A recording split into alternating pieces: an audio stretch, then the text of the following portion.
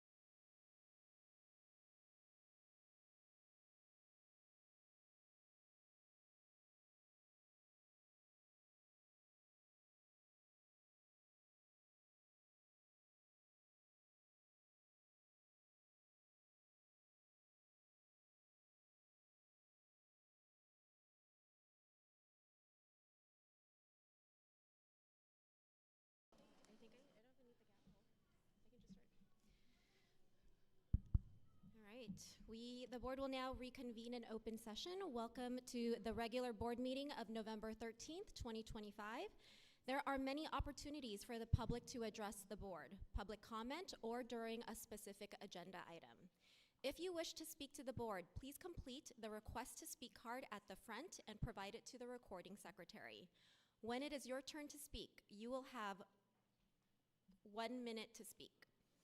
The Brown Act governs meetings of governmental bodies in California. Your comments to the board must be specific to the agenda item that you are addressing.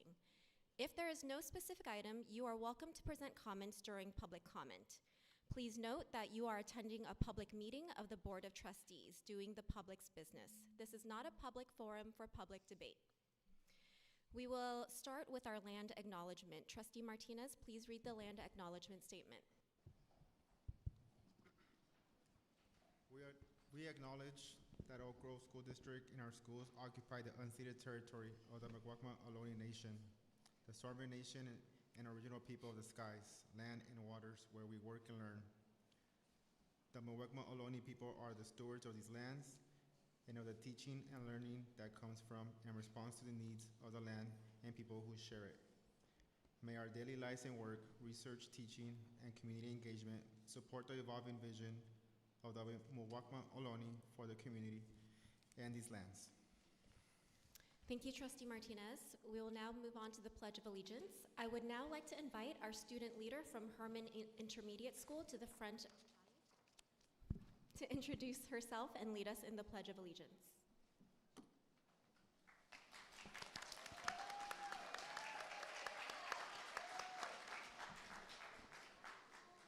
Hi, my name is Kayla Madonic. I am in 8th grade at Herman Intermediate School, and I am honored to be here today to lead everyone in the Pledge of Allegiance. Please stand. Ready? Salute. I pledge allegiance to the flag of the United States of America and to the republic for which it stands, one nation, under God, indivisible, with liberty and justice for all. Please be seated. Thank you.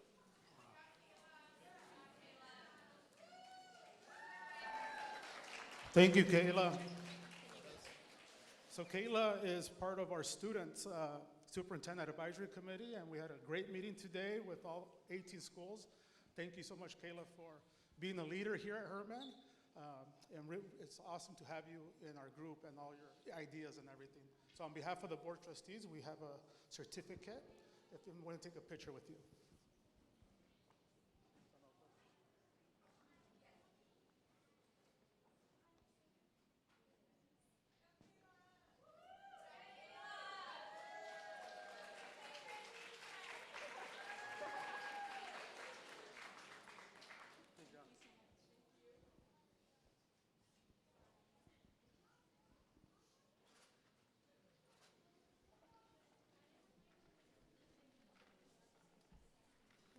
Thank you again, Kayla, for leading the Pledge of Allegiance. We will now move on to item 3.4, Superintendent's Report. Superintendent Chidas, can you please provide your report? Thank you, President Yu. I'm noticing that we have a full agenda this evening, and we want to save time for some public comments, so I'm going to save my report for the next time. Thank you. All right, we will now move on.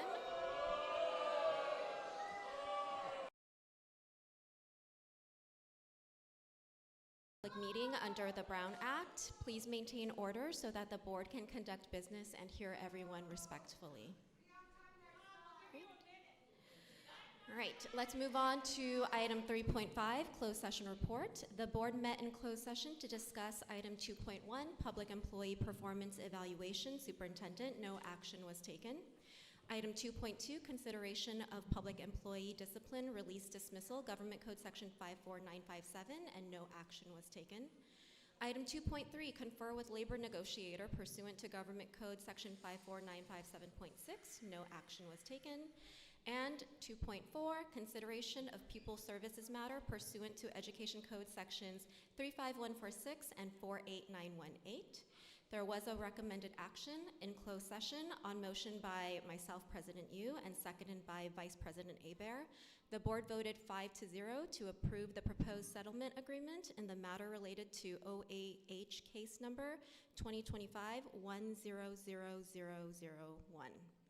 We also met to discuss item 2.5, conference with real property negotiators, Government Code Section 54956.8, and no action was taken.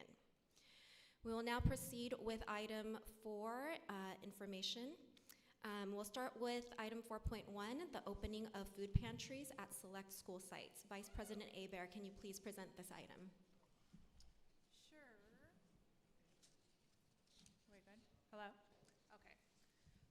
As you may have seen today, SNAP, or our federal CalFresh program, was reinstated today and is fully funded due to the reinstatement and the ending of the longest closure in the federal government.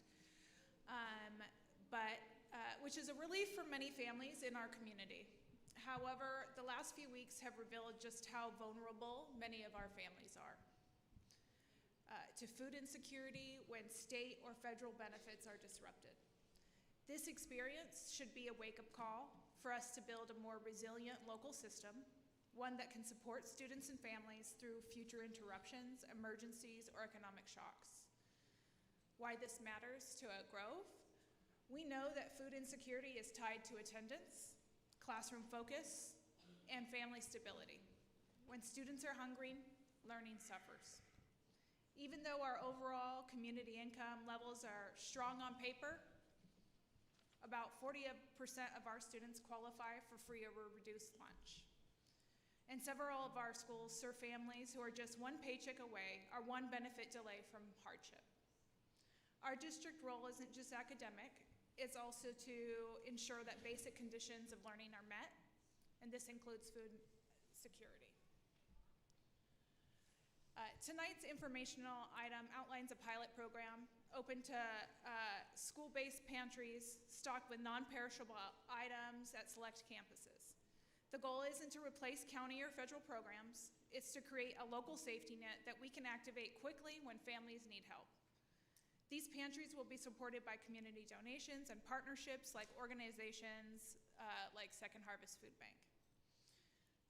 I believe that to guide this effort, I'm recommending that the district convene a food security response working group. This team will bring together staff from nutrition services, student services, and family engagement, along with our community partners, to develop a 3 to 6 month district food insecurity plan.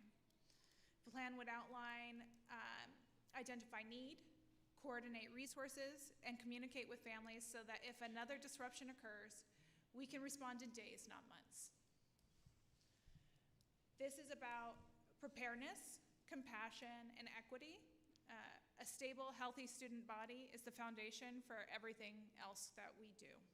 By planning ahead, we're protecting not just our families today, but the integrity of our district's mission. And so I would like to present this informational item for discussion among the board.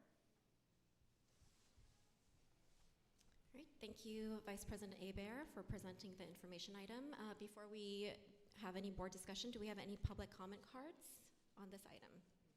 Okay. Do we have any board discussion?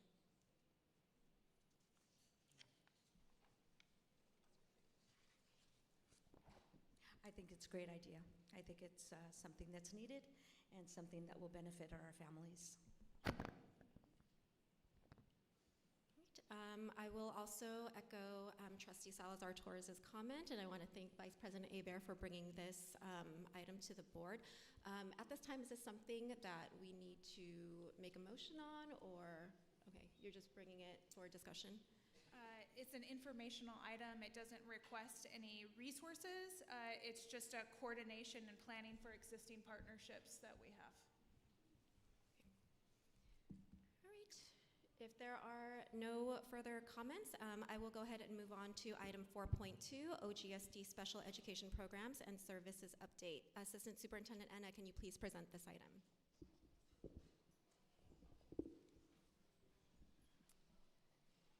Thank you, you, President Yu, and members of the board. The purpose of this information item is to provide the Board of Trustees with an overview of Oak Grove School District's special education programs and services, including current data trends, programmatic structures, and recent developments related to staffing, training, parent engagement, and fiscal impacts. Special education services continue to be a vital component of the district's mission to ensure every child's potential is achieved. This presentation will summarize the current status of the program, highlighting both achievements and ongoing challenges. I have with me today Director of Special Education, Sheetal Singh, and Coordinator of Special Education, Megan Duffy, to co-present with me. Next slide. So our special education team in Oak Grove School District is comprised of a variety of service providers all across the district serving students, including school psychologists, speech and language pathologists, deaf and hard of hearing teachers, resource specialists, special day class teachers, instructional assistants, occupational therapists, adaptive physical education specialists, educational audiologists, vision specialists, and orientation and mobility specialists, and more. Next slide. So at the district office, our level of support consists of this team of individuals. So we have our TOSA, Ashley Walker, our program specialist, Jenna Collin, our administrative secretaries, Dina Gitap and Litzy Contreras, again, Coordinator Megan Duffy, and at this time, I will hand it over to Director Sheetal Singh to continue the presentation. Okay, good evening, Board of Trustees. I'm glad to be here. My name is Sheetal Singh, and I'm the Director of Special Education, and I'm pleased to be here tonight to talk a little bit about our department and the wonderful staff that supports our students each and every day. So, I'd like to start off by just talking about the continuum of services that are offered in Oak Grove School District. So first and foremost, the goal in Oak Grove is always to keep our students in the least restrictive environment. And special education provides that service to students at various different levels. So if you can see on the slide, our continuum starts from students all the way in the general ed setting, receiving services like speech or RSP, all the way down to some of our most restrictive settings, which is some of our students who attend non-public schools and even residential placements possibly. On the continuum, we also have temporary educational settings, which could be home and hospital for students on medical, or even temporary home teaching if needed. Next slide. So through our free and appropriate public education, which is FAPE, the teams really look at the needs of our students to develop the IEP, or the Individualized Education Plan. Placement and services are really determined collaboratively by the IEP team in collaboration with the family. And this is where in Oak Grove we really lean on the expertise of our teachers, our staff, to really look at the students' needs and see what that offer of FAPE is. Family partnership is also a really big key component in this, along with collaboration with the school team to determine what the student's going to need to be successful. The IEP members at that meeting are really the ones that are the decision makers about what's best for students. Next slide. In looking at some of our special education data, I want to just highlight some of the trends we've seen across the years. So currently, our enrollment across the district, and this includes preschool, is at 8,404 students. We have seen a decrease in our general population enrollment, but as you can see on the screen, our students with IEPs have gradually increased over the years. So we currently have 1,241 students, which makes up about 15% of our student population, with students that are receiving services through IEPs. We currently have 32 students that reside in Oak Grove in our non-public school placements, and 44 students that are receiving services through county programs. This year, we also saw an astounding number of students move into our district with existing IEPs that we had to take on in service. So just this school year alone, we saw 73 students move in with IEPs. Last but not least is the number of initial assessments to date. So far this year, we have seen 157 initial assessments, and most of those are coming in from parent requests. Next slide. Just speaking to some of our comparative data, as you can see from the 21-22 school year, our special education enrollment has increased over 168 students just in the last 4 years. So like I'd mentioned, we are up to 1,241 students. If you also look at the referrals or initials, these are parents or support staff teams referring students for special education assessments. So just for comparison, just 4 or 5 years ago, we had an average of 125 students that were referred for special education testing during the entire 2021-22 school year. And just this year alone, to date, our staff has had 157 initial assessments.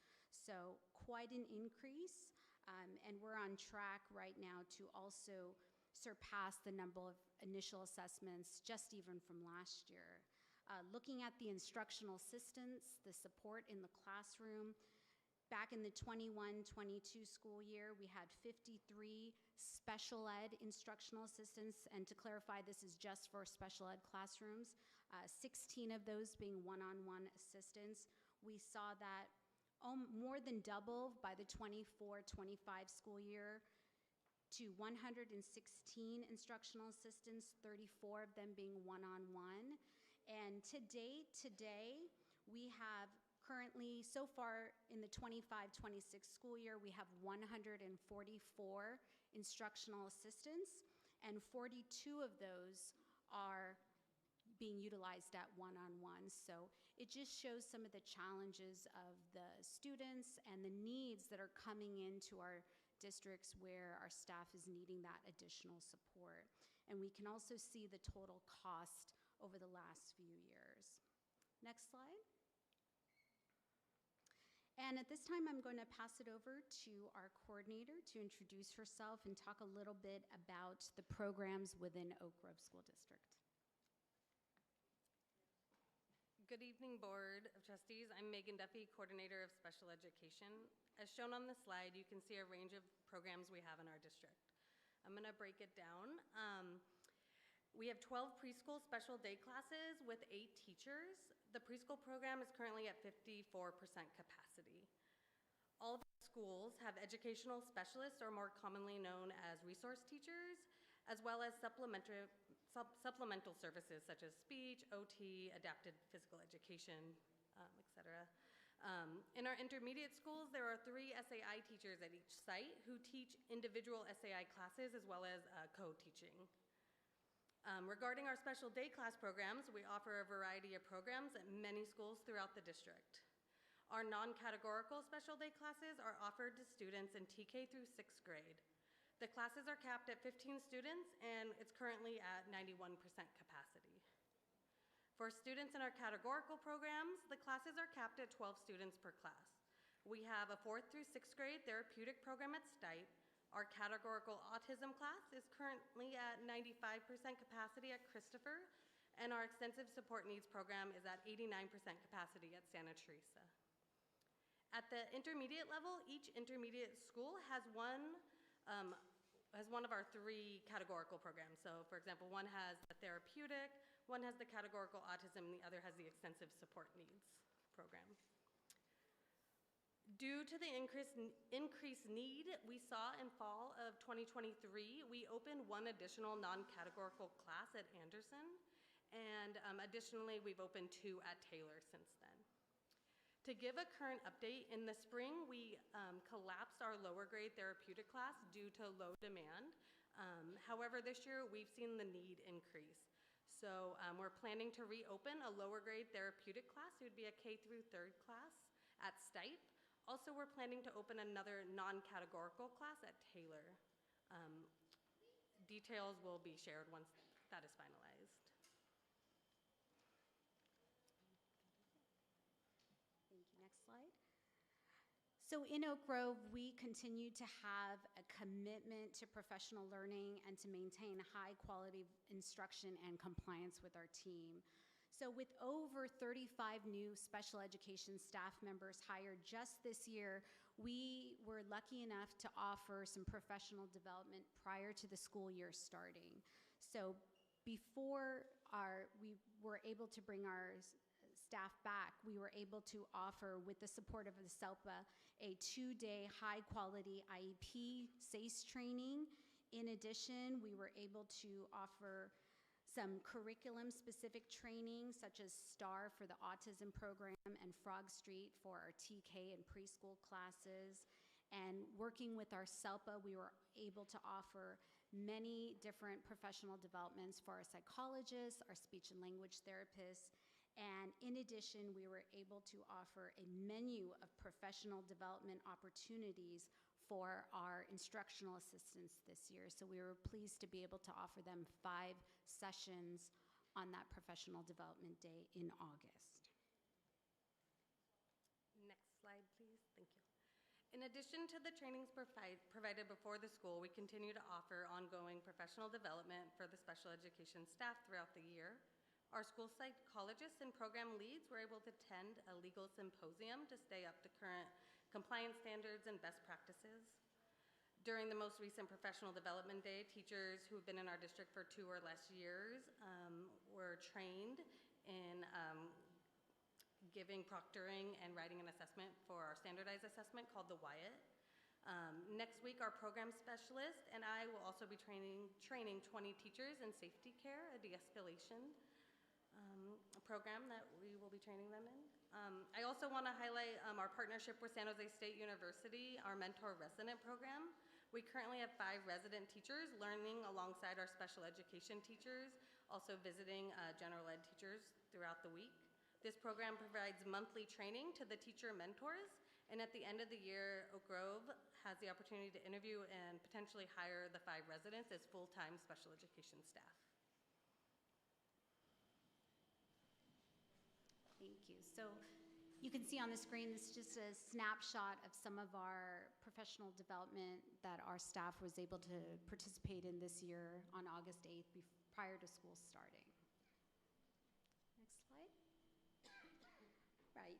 In addition, this year, we really saw the importance of partnering with our parents and families, especially in special education. And so through regular communication, newsletters. This year, we also rebranded our parent meeting to really be a Oak Grove Special Education Parent Connection meeting. We saw that parents and families needed a place to come and connect with one another. I shared my own personal story being a parent to a child with an IEP and the struggles we go through. And so it was a really great opportunity for families to come together. Our first session was virtual, and I'm proud to share that we had 81 participants, one of the most we've seen. And our next meeting will be next week in person.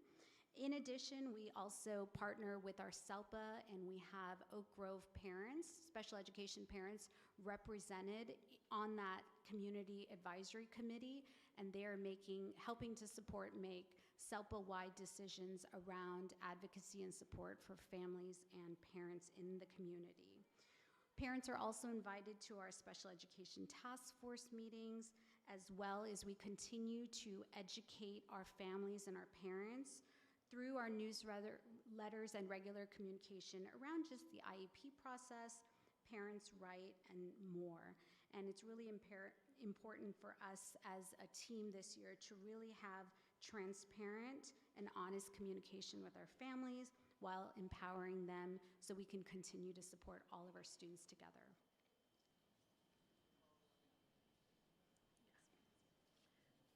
So this slide here shows the current contract language and support built into the contract for our special education staff. Just to highlight, our special education teachers, including SLPs, receive a stipend of $1,500 annually, and our intermediate teachers receive an additional daily prep period, as well as SDC teachers receive 3 release days yearly for planning IEP prep as they see fit. The next 2 slides will highlight some of our proposed contract articles to support our special education teachers. As you can see on the slides, some of the goals for some of the proposed articles include protecting class sizes and adding pupil placement funds to our classrooms, also reducing caps in some of our categorical SDC classes. Next slide. Further proposals to support intensive needs and therapeutic classes are also proposed, as well as increase in stipends for our special ed teachers and some of our providers. Currently, as Megan mentioned, they are at $1,500, and one of the proposals is to increase that to $2,750 moving forward. Next slide. So this current school year, we are definitely seeing some challenges across the district, and we wanted to highlight some of the challenges that ourselves and most importantly our staff and our schools are dealing with. So one of the first challenges, as you saw in the previous data slides, is the number of increased initial assessments and referrals. Again, most of these referrals are coming directly from families as students are entering our school and our system, which is causing an additional workload to all of our special education staff. We're seeing the challenges of keeping up with the legal timelines that are tied to those initial assessments and balancing caseloads and the workloads that come along with these initial assessments. Oh, can you go back? We're still on the same slide. Thank you. So some other current challenges also include the increasing number of students whose primary eligibility is autism.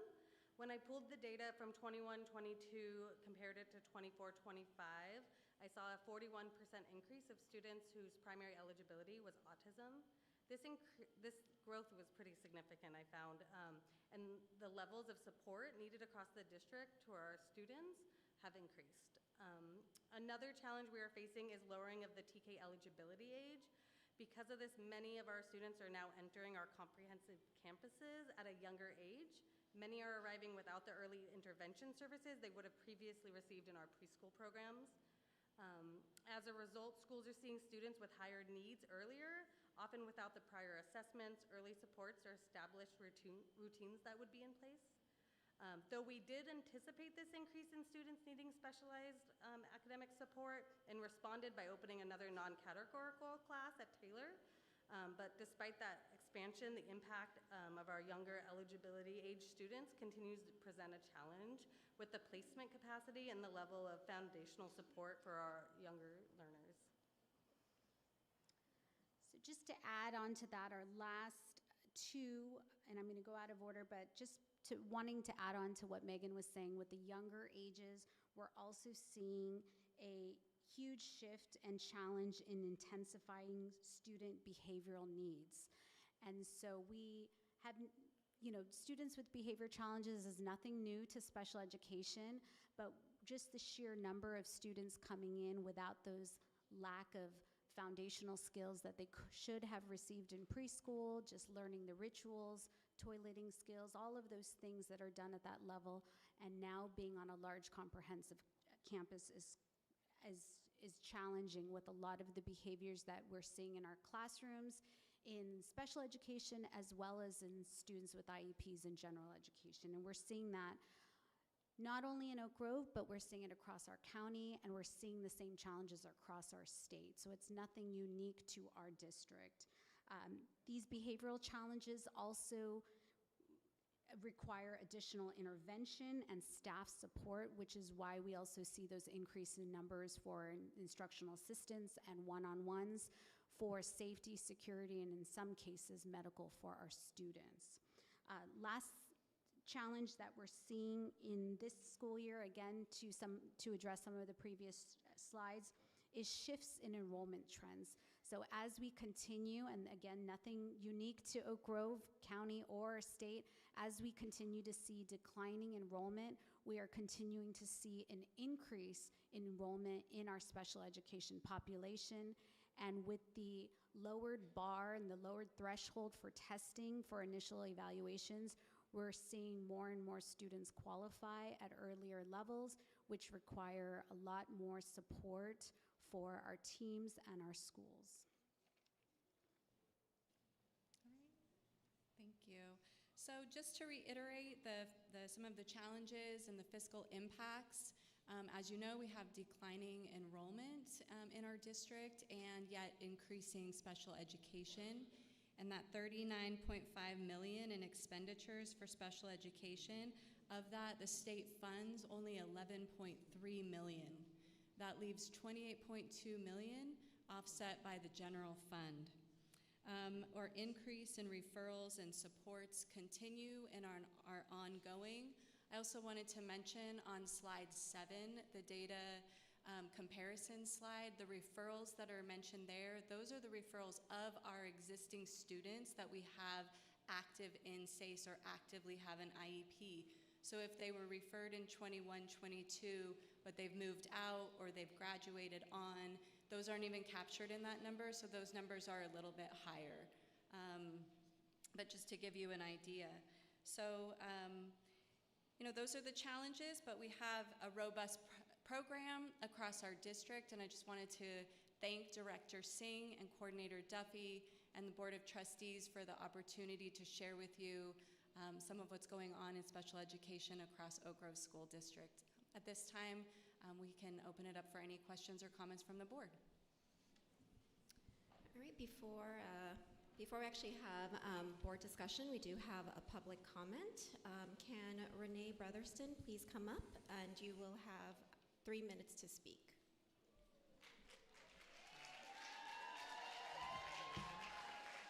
Yep.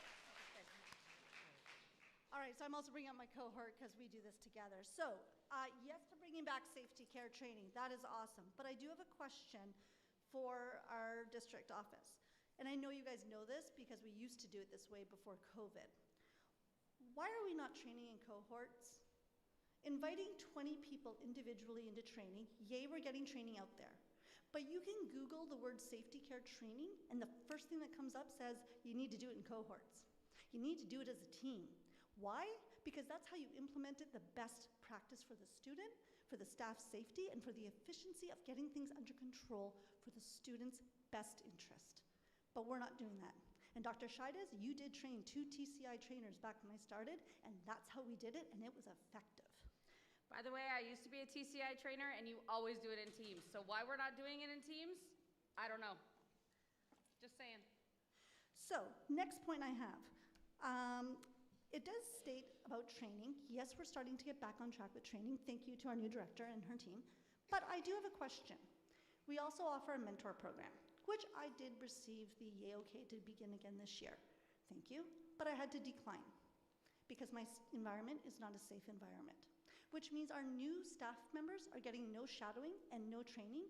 And I have heard repeatedly from new staff, I get thrown into the lion's den. This is what I'm hearing. I have everybody here agreeing with me that they are being thrown into the lion's den with no training, and we expect safe, proper care for our students. That can't happen. My next point I'm going to make on training, which again, I do appreciate, but we just stated how we've doubled up on IAs and one-to-ones in less than 2 years. And yet, how many of these are contracted? Because I can guarantee you, they do not come in trained. They do not know our belief system. They do not rise with us for our students. They are not working at best for OGSD. Do you want to talk about today, or I will?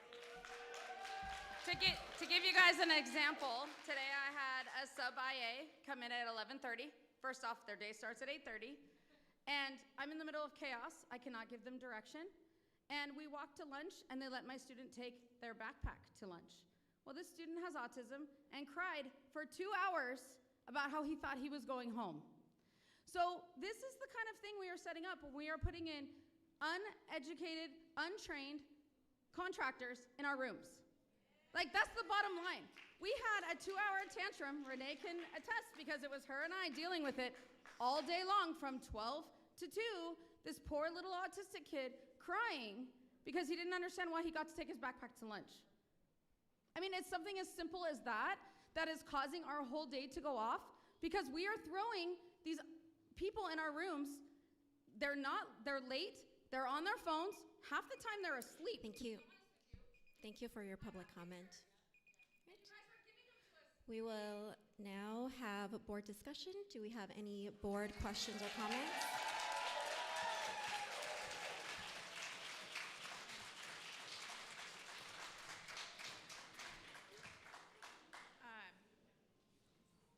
Thank you for the presentation. I want to first thank the tremendous work of our special education staff that is doing increasingly complex conditions. This data shows a clear and dramatic trend. Referrals and initial assessments have more than doubled, and the number of IIs have doubled as well. Our special education enrollment continues to rise where our general education declines. All of these trends have major implications for student experience, staff workload, and fiscal stability. As a board member, my responsibility is to understand not just the numbers, but what's driving them and what supports our students and our staff need to succeed. I'm particularly concerned about the combination of increasing behavioral needs, limited preschool access, and the growing number of students entering the district already with IEPs. That tells me that we have an upstream issue that are landing squarely on our teachers, our psychologists, our paraeducators, and our administrators.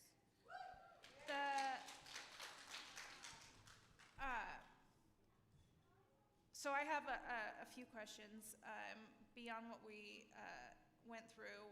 What are the top drivers behind the jump from 125 to 280 initial assessments? And do we have any evidence distinguishing true increases in need from process or structural issues? The highest of the referrals comes from parents in our data.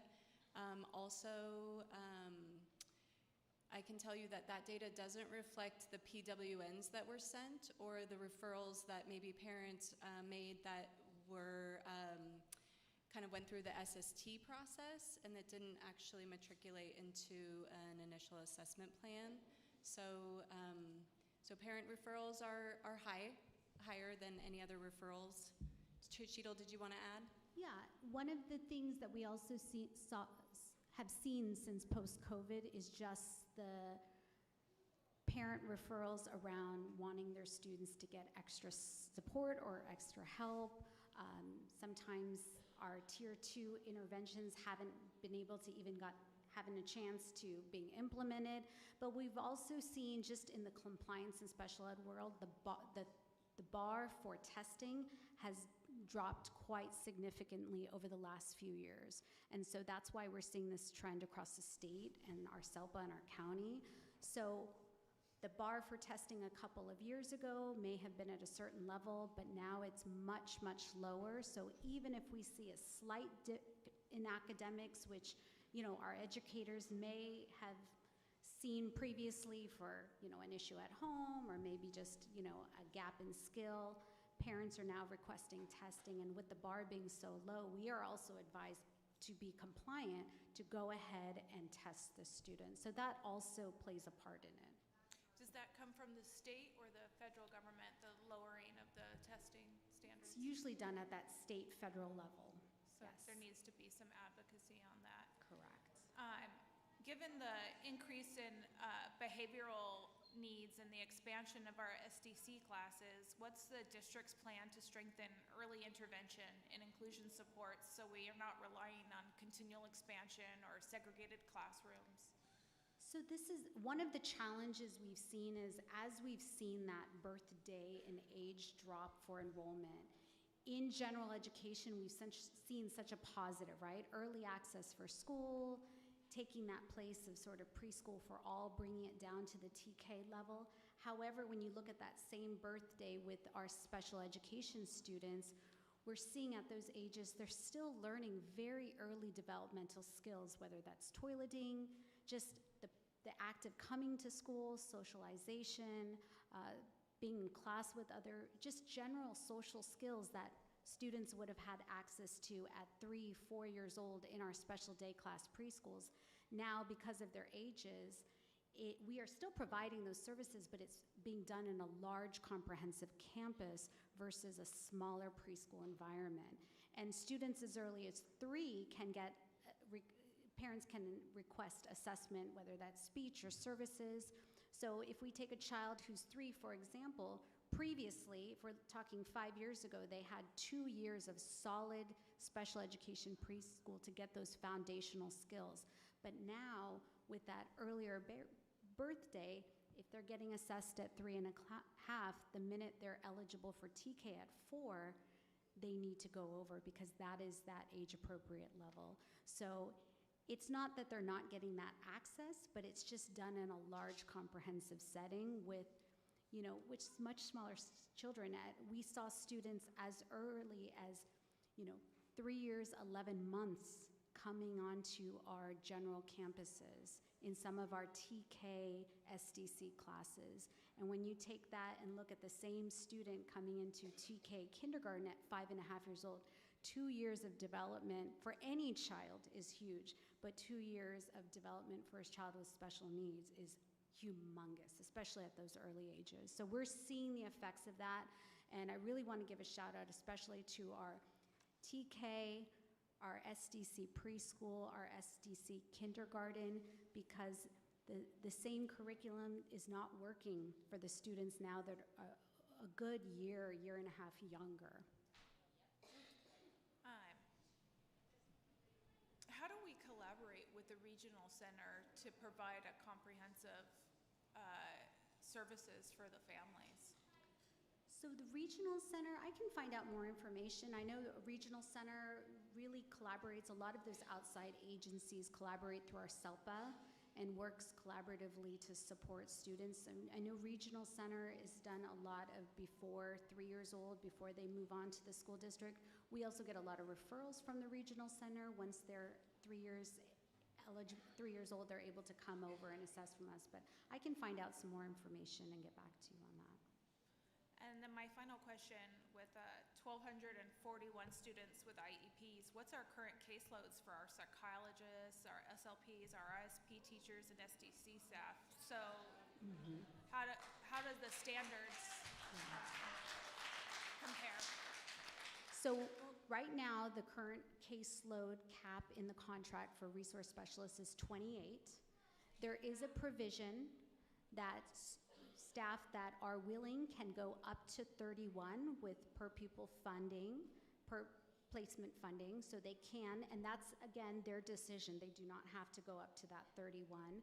For our speech pathologists, that cap is 55. They also have that ability to take up to 58 students. And psychologists are a little bit different. They don't have necessarily a direct caseload. We look at the students that they're supporting at their schools. So they are supporting students with testing. If they have special day sites, students that are in RSP, they'll support in all of those different ways. So we're happy to provide. We do have those caseload numbers, but our caseloads are getting high. We have had to shift some of our support providers already by the second month of school because we had many service providers that were at capacity on their caseload even within the second month of school. And actually, one more question just to speak to the question. How many of our IAs who are assisting in our classes are contracted versus internal? We have that. I don't have that data right now, but I can get that for you tomorrow. Yeah.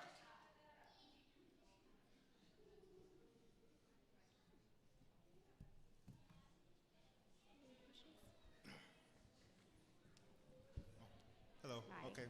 So thank you for everything you guys do for the IEP students. Coming from a parent that has gone through that process. Just quick, if you could answer, share the numbers. What will be the numbers for the mild, moderate, and severe?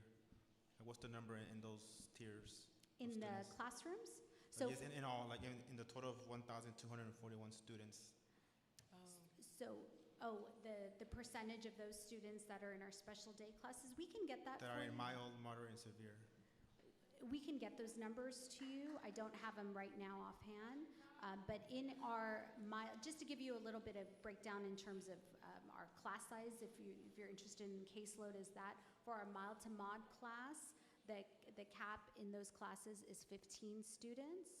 And for our categorical therapeutic class, the cap for that class is 12 students, as well as our categorical autism, and our categorical extensive needs is 13 students. Okay. My last question is, I know from the last meetings we had comments about the students tossing, biting, throwing things, and what has been, what type of training are the teachers getting for those type of scenarios? Yeah. So that some of the trainings that we're looking to provide are safety care that really supports with the de-escalation. But in truthful, we did not expect that level of challenging behavior. So we're continuing to pivot as we're creating our professional development plan, and we're seeing the need. So some of the trainings that we are offering is the safety care, which will be in the fall and the spring. We're also going to be offering a functional behavior assessment and behavior plan training for our psychologists at the first week of December. That was not a planned training, but we're seeing the need for the number of kids that require behavior plans. And so we are providing extra training for our psychologists on testing and developing those. And we're continuing to work with our SELPA because we definitely need to provide more training. And like we all know, the challenge is the time, finding the time to get access to that for our teachers and staff, that training. But that continues to be an area that we are working on developing for this school year.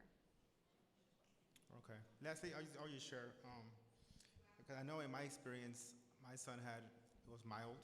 Everyone, you think it's a bad thing. The IEP sounds bad. Like there's something wrong with my son. But for my efforts, looking outside, hiring somebody to support him, help them. And now he's thriving as a junior. But what other things are we thinking? I mean, I'm just kind of challenging how we can think outside the box, kind of offering those students that kind of support outside of home when they can't afford it. Well, with our liability in our district, or not liability, our obligation in our district is to provide a free and appropriate public education during the school day.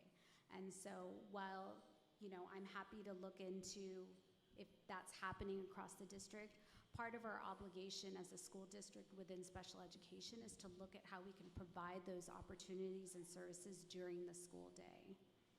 Yeah, and that's really the IEP plan talks about how we're able to support the student during the school day. But I'm happy to look in to see if that's happening in the district or if that's available and get back to you. Thank you. Yeah, you're welcome. Hi. I just wanted to get a quick clarification on your response to Trustee Herbert's question that you had. So you had made the mention that if a child, because we're taking in children at a younger age, Correct. Starting three years old, that if parents ask for an assessment, they're being thrown into the category at a higher rate. Is that something that is legally we have to do in order if a parent asks, even if they're in pre-K, or can we start at the age of 5, which it sounds like is a more appropriate age to do the assessment? So legally, we are responsible for any parent that has suspects any sort of disability can request an assessment starting at the age of 3 for school districts. That is our legal obligation. According to the state of California, it falls under child find. And so parents are, much more engaged, especially we're seeing the trend post-COVID. They're seeing challenges, they're seeing behaviors, speech concerns, academic, social concerns. And so legally, we cannot deny that testing. We do have to test and assess as early as 3 years old. And we also have many students that are graduating or being tested through the infant transition program. And so we're seeing a lot more testing happening even earlier than 3 years old. But the legal obligation starts at 3 years old for California school districts. And then, is there a plan in place to provide additional support for parents prior to 3 years to help these children get the right start at the beginning? That is definitely a conversation that's happening at the medical field level. So especially since post-COVID, we're seeing, we talk about that term COVID babies, but we're seeing a trend that is happening earlier and early with pediatricians. They did mention it during our directors meeting that hospitals are seeing more parents coming in at early ages. So we're seeing that trend not only in the school districts, we see them after 3 years old, but the trend is happening as early as babies not reaching their milestones. So we're seeing that across the state, across the country, as the country and the world continues to recover from the pandemic. Thank you for the clarification.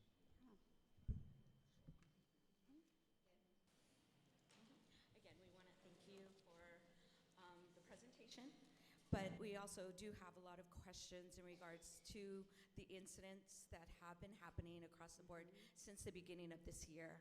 And we heard a lot about that within the last couple of months, whether via email or just directly going onto school properties and just going into classrooms and seeing that.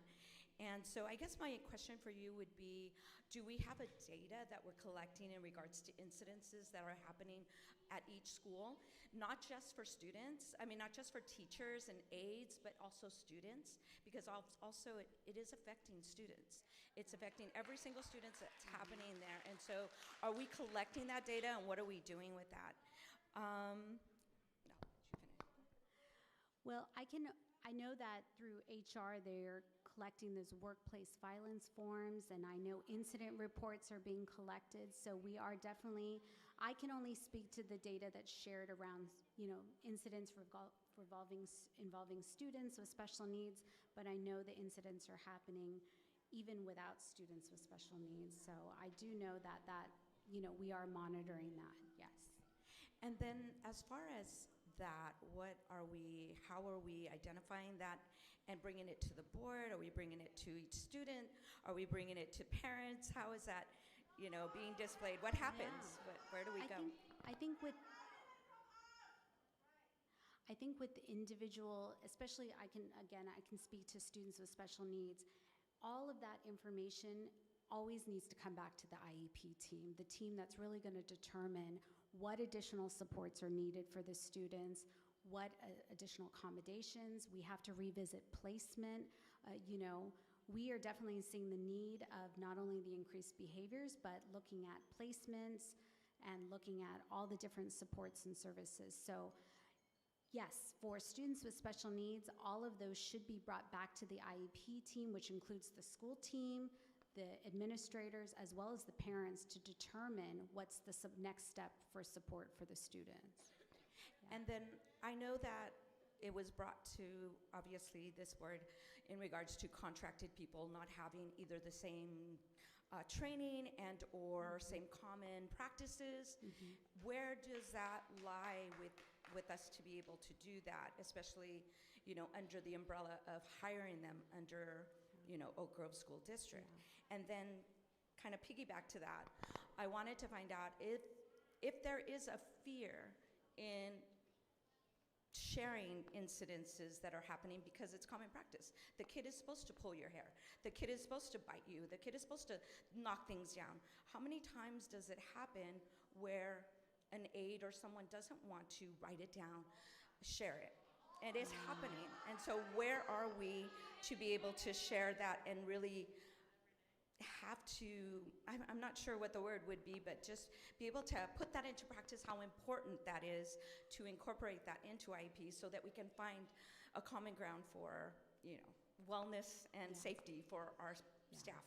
Yeah, Absolutely. I mean, the safety and security of our staff is paramount, right? It's number one. We can't show up every day to support our students if we're not being safe ourselves. You're absolutely right. It probably is happening that they're not reporting, and so, the only thing we can do is encourage them to have that open dialogue with their principal, their site administrators, and make sure they're communicating with them around, what's happening at the site level.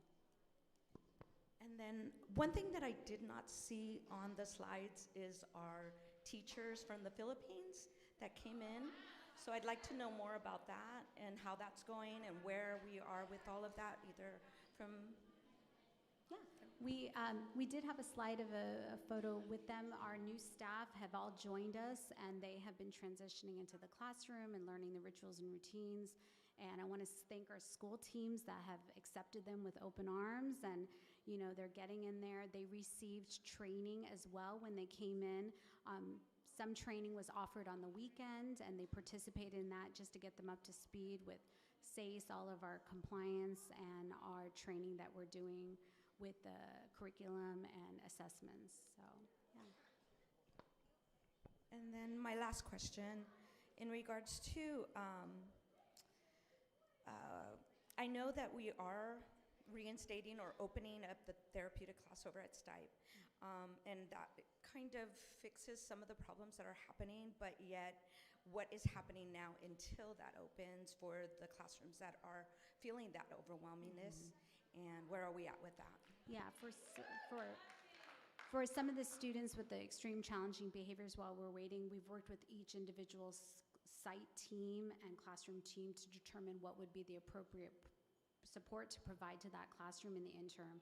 In some cases, it was adding additional one-on-ones to the classroom to support just that student. So every child's a little bit different and depends on what that need is, that we've been able to put supports and interventions into place in the meantime. And that is still going to start December 1st? Tentatives to start December 1st? That is the plan. That is the plan to start December 1st?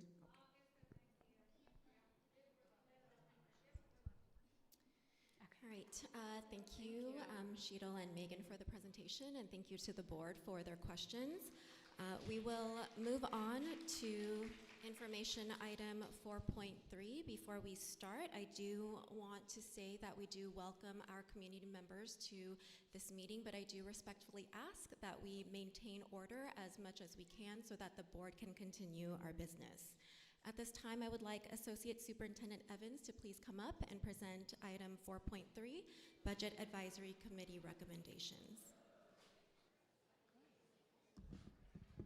Good evening. Thank you for your time this evening. As you know, we were asked to come up with some reductions and plans for our deficit spending by the Santa Clara County Office of Education. So I wanted to kind of go through where we are in the budget, why that came to pass, and then the work we did with our Budget Advisory Committee in getting to the proposal we're presenting tonight. Next slide kind of addresses some of the background of what the county sees as our problem and is a structural deficit that we have to face as our basically a revenue and expenditure imbalance.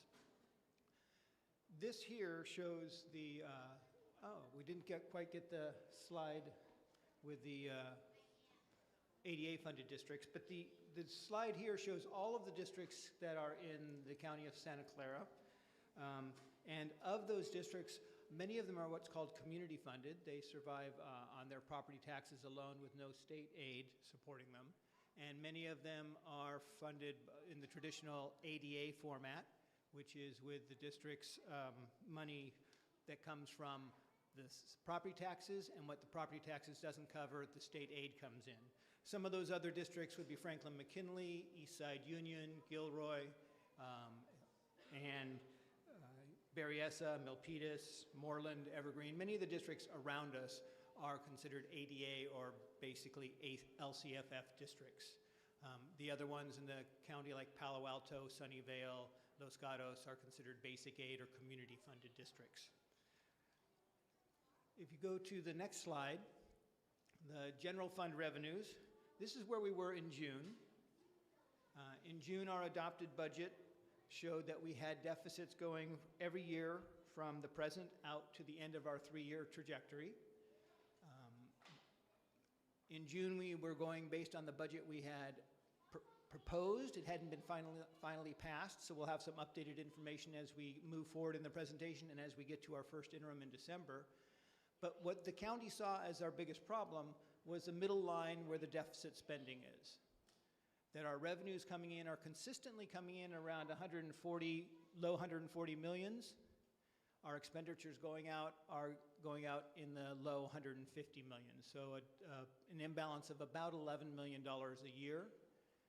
And then what we're doing is using some of our restricted funds as much as possible in the general fund. We're using unrestricted funds in the general fund to pay that deficit down.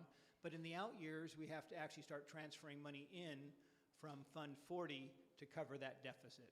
And that's where that transfer in, the line below that's in blue, is what the county is particularly concerned about, that transfer in.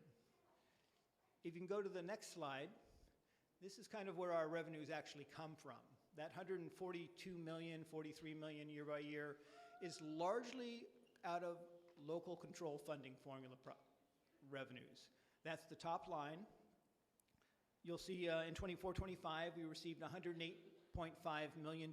This is largely from the state. That's based on the number of students we have, the grade level they're in. We also get money for class size reduction, transportation, and now in that is TK add-on for the additional support staff we need in TK. And if you look from 24-25 to the last column, updated budget, you'll see that we went from 108.5 to 110.2. That's about a $2 million increase. The COLA for the state was 2.3%, but that doesn't reflect 2.3% in our LCFF. The challenge is, as we lose students, we don't get the full 2.3%. We actually, in our COLA, which the state adds at the state level, but does not distribute linearly, we only received about $500,000 in new LCFF money related to the COLA. The rest of that money is related to the TK add-on costs, which is great. That helps us cover the costs of our additional aids and some other funds that came in under LCFF. Federal dollars are a small portion of our budget, probably about 3%. Other state funds, you'll see there we had a nice bump up because the state passed one-time monies. So we went from a projected $17.5 million up to almost $20 million. About $2.5 million came in, which will help our deficit spending this year, but unfortunately it only helps this year because it's one-time money. Other local, we're holding steady at about $10 million. So our total revenues for this year between the LCFF base, the federal, and the other state come in at about $144 million, about $3 million better than we projected in June. The next slide shows the other side of that equation in our budget and what our budget pays for, our general expenditures. So we can go to the next slide. There we are. Certificated staff is our top line item. It's holding steady at about $58 million, partly because we're getting smaller. We have fewer certificated staff members. But it makes up about 38% of our budget. Classified staff has about $21 million spent on it. And then the benefits for those staff members. And this would include certificated staff that are teachers, that are management, classified staff who are office support, maintenance workers, as well as classified management staff. The biggest change you'll see from 24-25 to 25-26 comes under supplies and services. And the reason for the big change in supplies this year is that 24-25 is when we adopted the new math adoption. So the lion's share of that reduction is because we don't have a $2.5 million math adoption scheduled for 25-26. So the supplies will drop significantly. Services have become a bigger and bigger portion of our budget. And this actually folds into the conversation we just had with special ed. And as I break down the 5,000 costs, I think you'll see those connections. We've reduced those expected expenditures for 25-26, But as the year goes on, we'll have to monitor them and see if there are additional needs and expenses for services that come in down the line. The other items, capital outlay, largely doesn't come from the general fund, occasional a vehicle or a mower or something like that, but mostly the capital outlay comes from our bond fund. These do not have any salary increases. We've settled with CSEA, but those will all show up when we do the first interim report next month. So any negotiated increases that are complete will go into the budget next month. These numbers do not reflect anything up to date. All right? The next slide kind of represents it as a pie chart. Helps you see it if you like it this way a little bit better. When you take the certificated salaries, the classified salaries, and the employee benefits, it's about 78% of the district budget. And typically 75 to 80% is considered the range in which your salary and benefits should fall. But the services are a big chunk as well. They're 15%. And I want to kind of break down those because they have grown a lot in the last several years. The services on the next slide, the 5,000s, 5,000s are called contracted services, but they're a wide range of aspects. They're utilities, they're repairs we do to the HVAC or the plumbing. They're non-public schools for students who we can't provide services for in special education with our programs, so they go out. It's the transportation for those students going to those other schools. It's our after-school programs that the state funds for the ELOP, Expanded Learning Opportunity Program, professional services, and even insurance all fall under this broad category. What we've done here is listed the top 15 expenditures in the 5,000s. 1 and 3, Think Together and Boys and Girls Clubs, that's part of the Expanded Learning Opportunities Program. It's the after-school program that's provided to students. So right there you have about $3.6, $3.7 million. That's a restricted resource. And actually a lot of our restricted funds are in this category because the state funded it a year before it was put into operation. So we got the first $4 million without any expenditures against it. So we're working on using that to spend down and try to cover other district expenses where we can apply them. Those ones in orange, like the Boys and Girls and Think Together, and the Emeritus Health, and the Positive Approaches, and the Morgan Autism Center are all student-oriented contracted services. Emeritus Health is one of the services we use to hire contracted employees. That growth in special ed needs has not been matched. We haven't been able to keep up with it in HR in the hiring side. And that can be for aides, that could be for a psychologist, that could be for an SLP. There are a variety of positions that are hard to fill, and Emeritus or other vendors, Ed Theory is another one that helps support us in that process. Morgan Autism Center is one of the non-public schools where we send students. The ones that are not in orange, kind of mundane, PG&E, School Excess Liability Fund, that's on insurance assessment. I know both of those categories in my personal budget have gone up, and they have for all of us. Utilities, insurance, and all of that. They have gone up a lot for the school district as well. The other items listed on the next slide kind of follow the same pattern. They're not as large in numbers. But again, the 3 of the 4 in white are utilities. Great Oaks Water, San Jose Water, $800,000 there.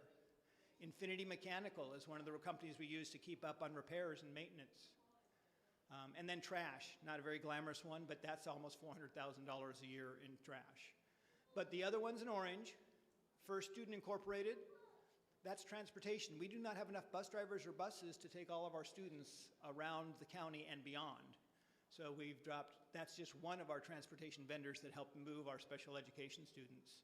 Effective School Solutions also provides those services, and Creekside School is another non-public school that we send our severe autistic students to.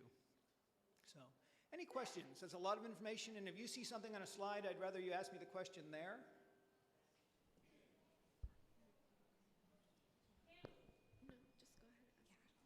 Question was, do any of these services that are under the 1 through 10 bring in revenue?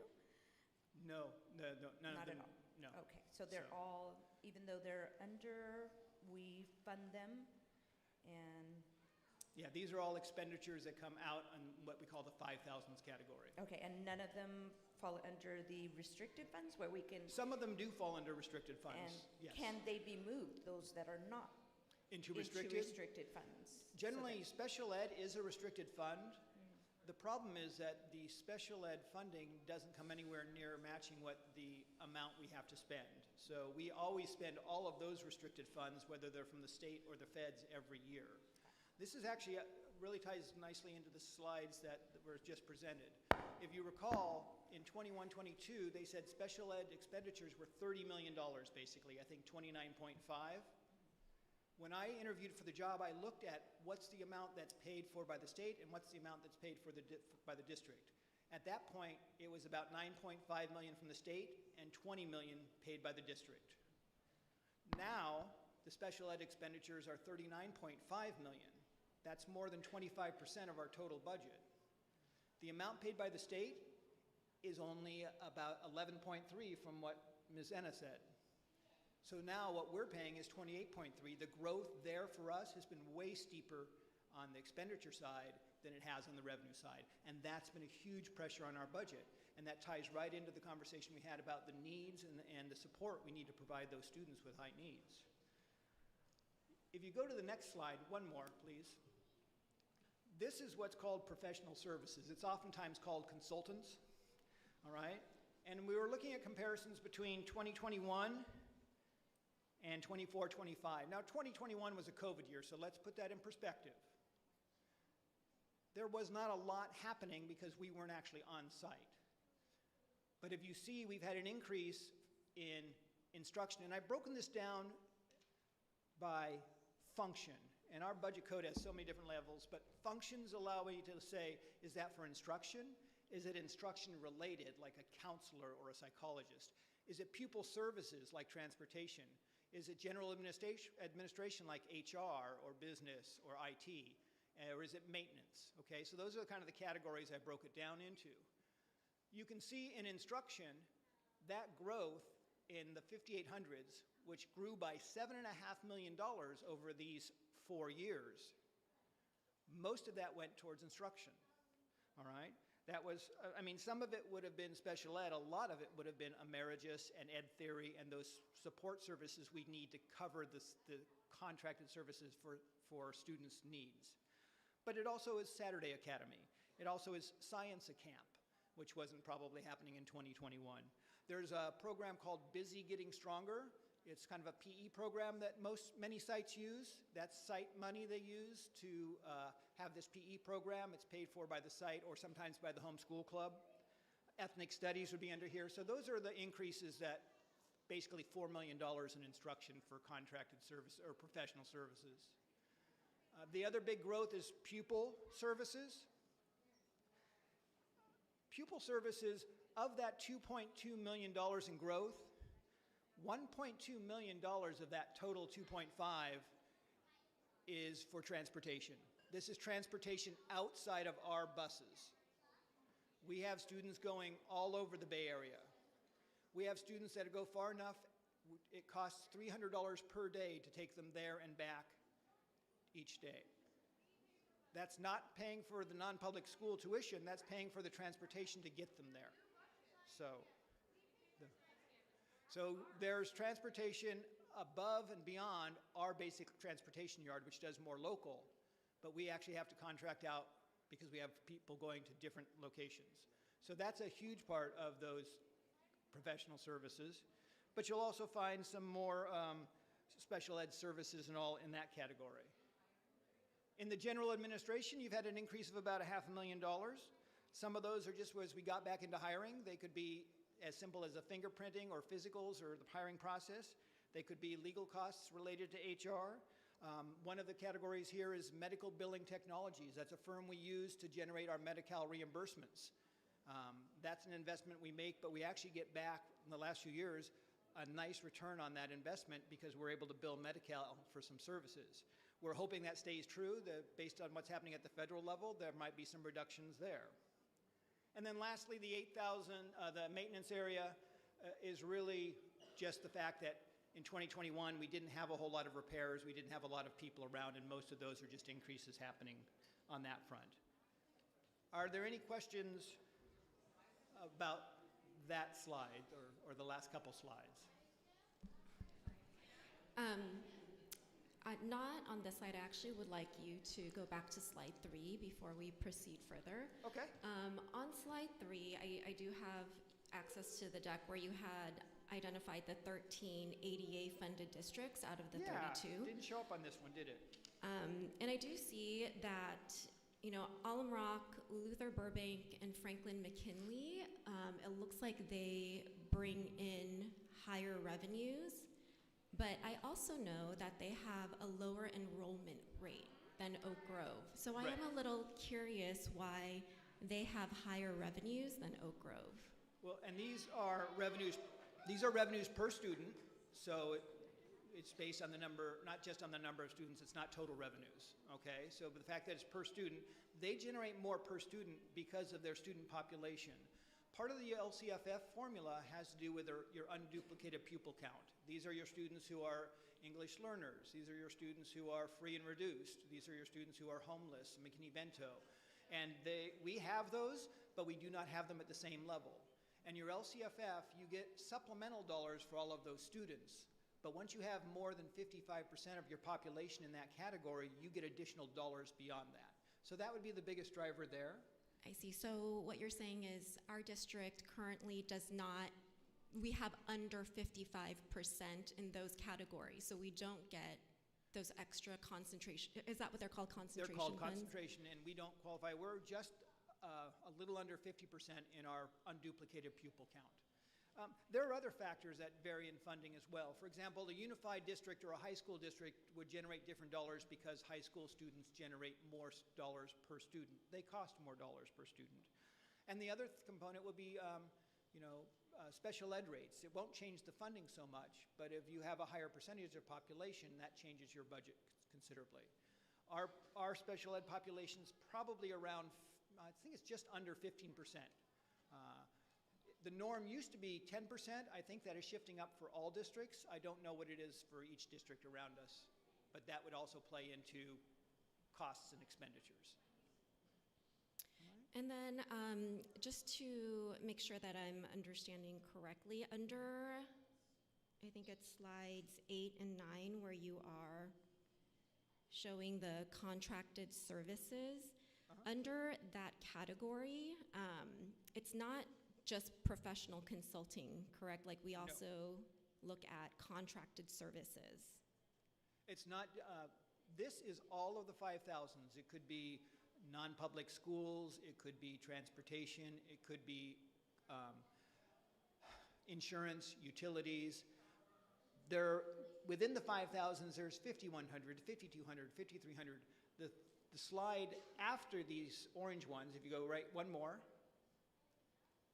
slide, I'll show you, this is what we call professional services, all right? And this is where we'd find some of those contracted services.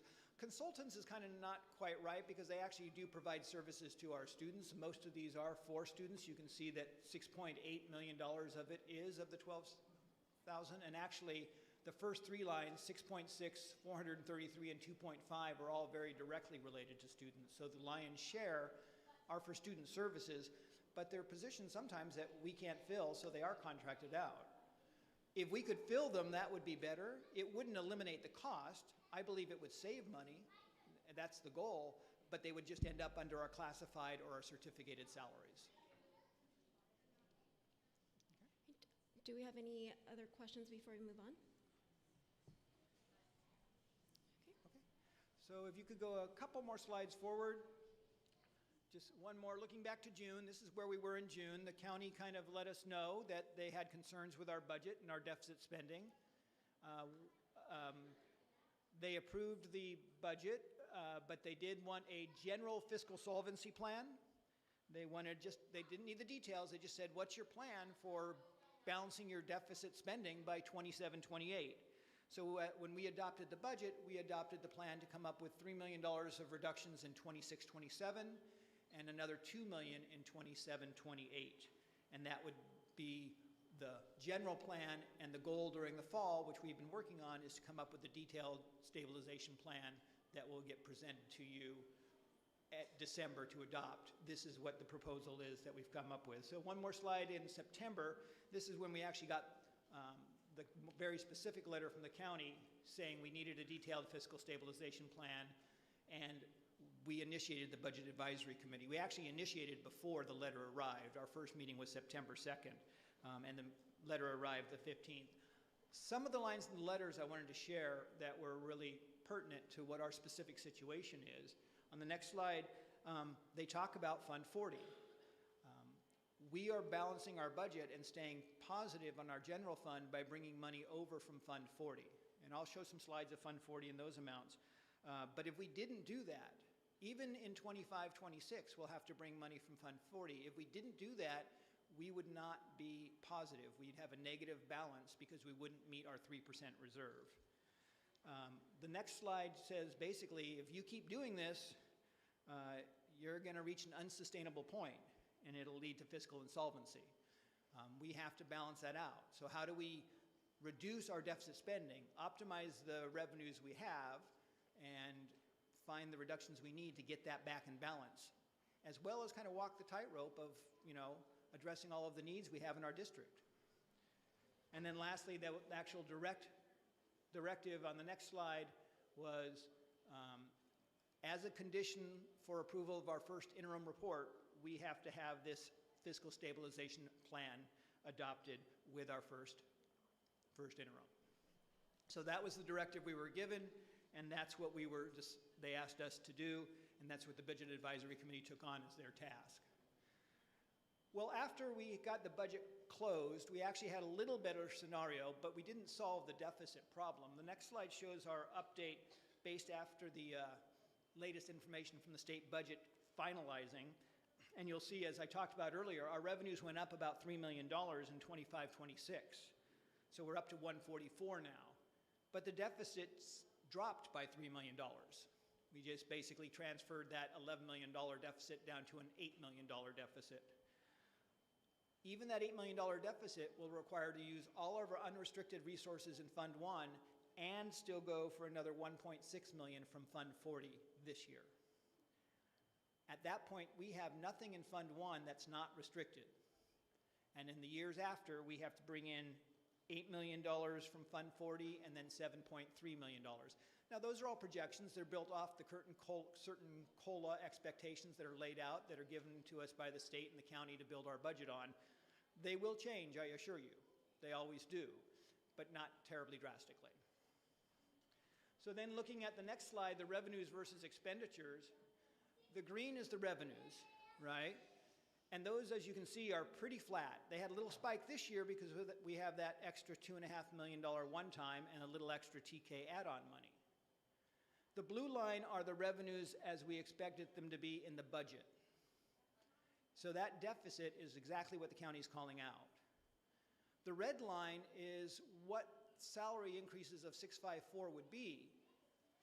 It widens that deficit. This is the razor we need to walk because we have to figure out how to recruit and retain employees, and that does mean salaries. That means increasing salaries, but it also means not being insolvent. So how do we balance that tightrope and address this deficit at the same time? So you can see, we need to figure out how to adjust that green line. It would be nice if the green line would go up, but we don't have as much control about that. The Budget Advisory Committee did talk about that, and I'll address some of their ideas and questions. Here are the reserves. I think these are slides you saw at the last meeting. These are our unaudited actuals in Fund 1, our general fund that pays our operations. There are $35 million in that fund. 24 million of them are restricted. That restricted would be that ELOP money. Another program that was funded a year ahead of time is the Prop 28 Visual and Performing Arts Funds. So we actually have over $1 million in restricted funds there that we're going to look to see if we can optimize.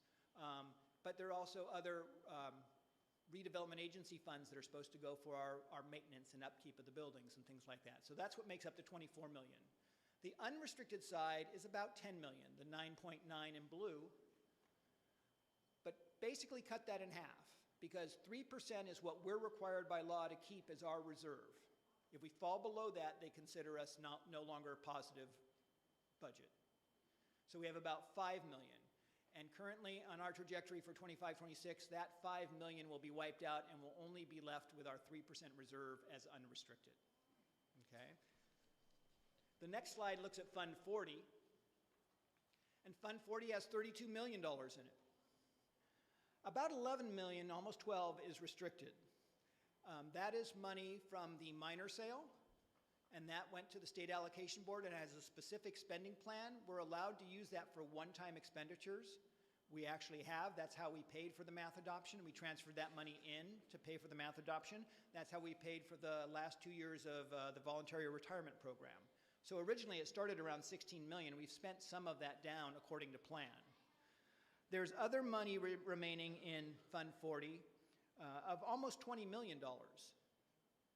But the money in orange is actually already allocated in our budget to keep us positive for the next 3 years. So that money is officially spent on paper. Okay. Any questions about those funds and kind of? Okay. So let's go. Sorry, yes. Mark, No, just real quick. go So for it. I just want to make sure that I'm understanding correctly. So Fund 1, we consider our ongoing funds, right? We Yes. expect that funding year after year. And then the Fund 40 is just one time. Once we use that up, it's gone. Yes, that's generally true. There are one-time funds in Fund 1, like what we just got from the state. We won't get it again next year, but generally that's a true statement. Fund 1 is generally our revenues that come in to run our programs from the state and federal government. And Fund 40 are reserves that we pick up, sale of property or things like that, developer fees, mitigation agreements. Once we use those, they're more like a savings account. Once we use them, they don't replenish. And then, we do bring up Fund 1 and Fund 40 often. This might be silly, but is there like Funds 2 through 39? Actually, there aren't funds 2, but there are several funds. I don't know how they choose the numbers, but we actually have funds all the way up to 67. There's about 10 of them. Fund 13 is the cafeteria fund, and that's what basically runs our cafeteria operations. So food is paid for from there, staff is paid for from there, largely funded by federal reimbursements for the lunch program and also the state universal meal program. And that's made that very positive. It's typical in the past that general funds had to pay for the cafeteria because it didn't make enough money.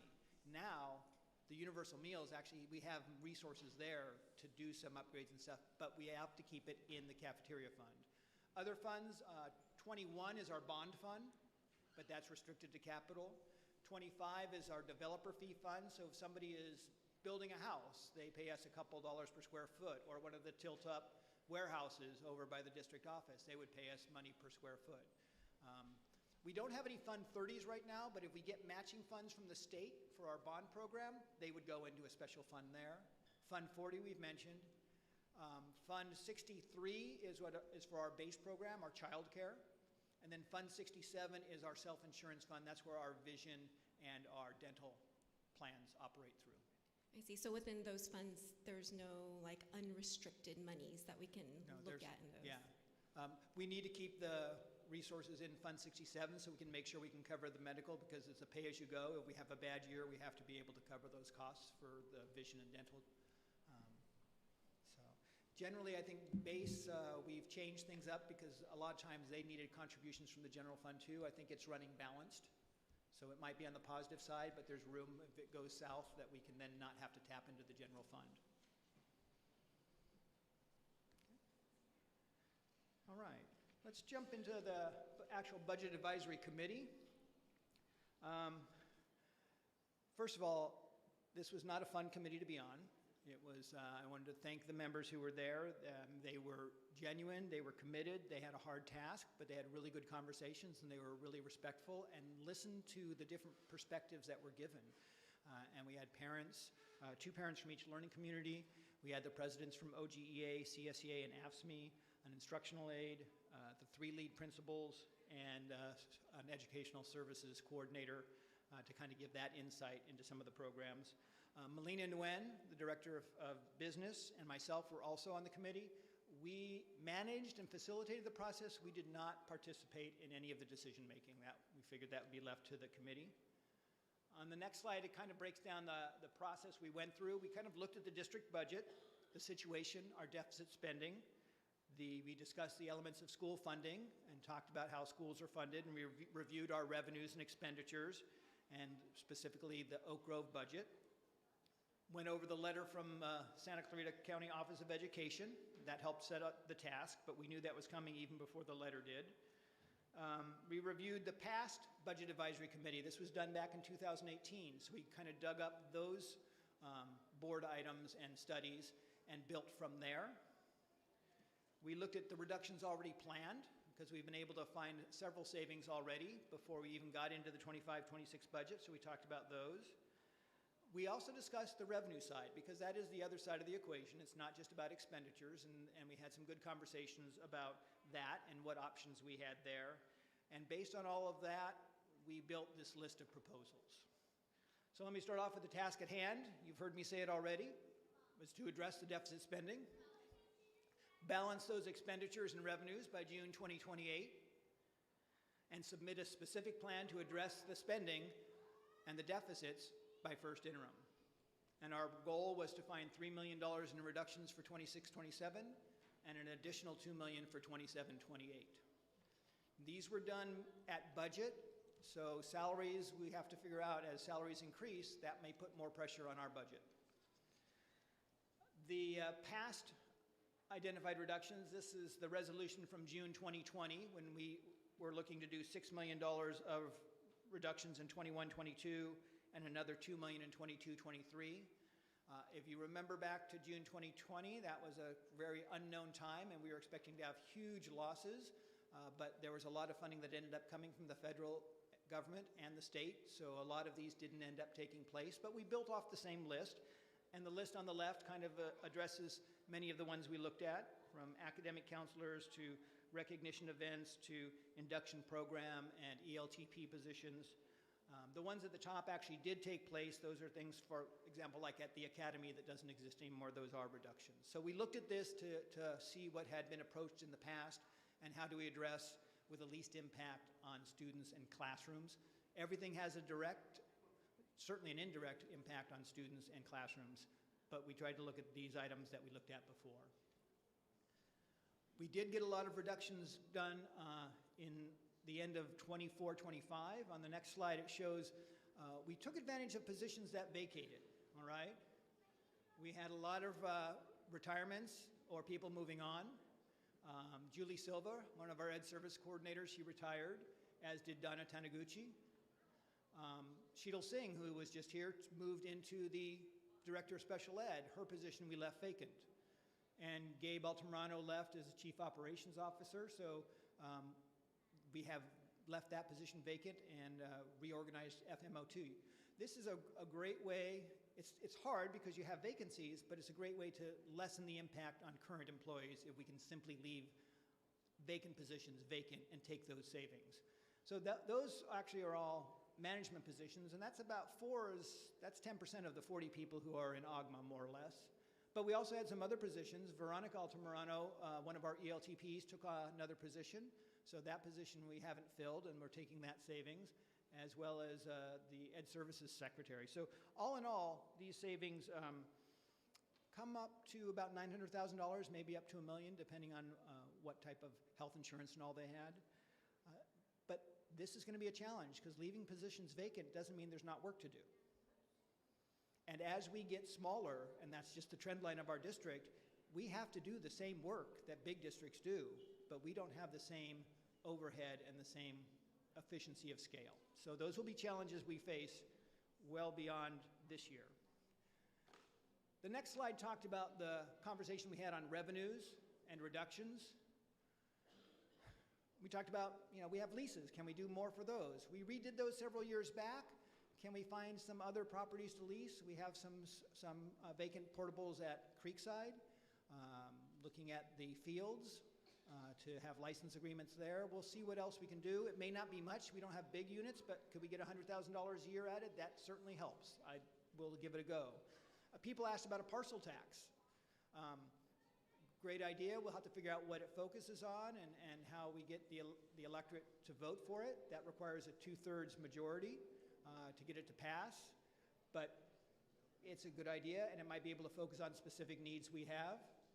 One of the ones that we probably do have more control over is improved attendance. Every percent of attendance increase will average out to $1 million over the 3-year cycle. So we're at just 94%. If we could get back to our 96% pre-pandemic, we'd be looking at our revenues being a couple $1 million higher a year. Now, I can't put these in the fiscal stabilization plan because they're speculative. I can't do them. We can't do them as a board, right? But they're things I think we should have on the table as conversation pieces because they're definitely part of the solution to the bigger problem. But we did have to come up with the actual suggested list. And for 26-27, there are a couple pages worth here.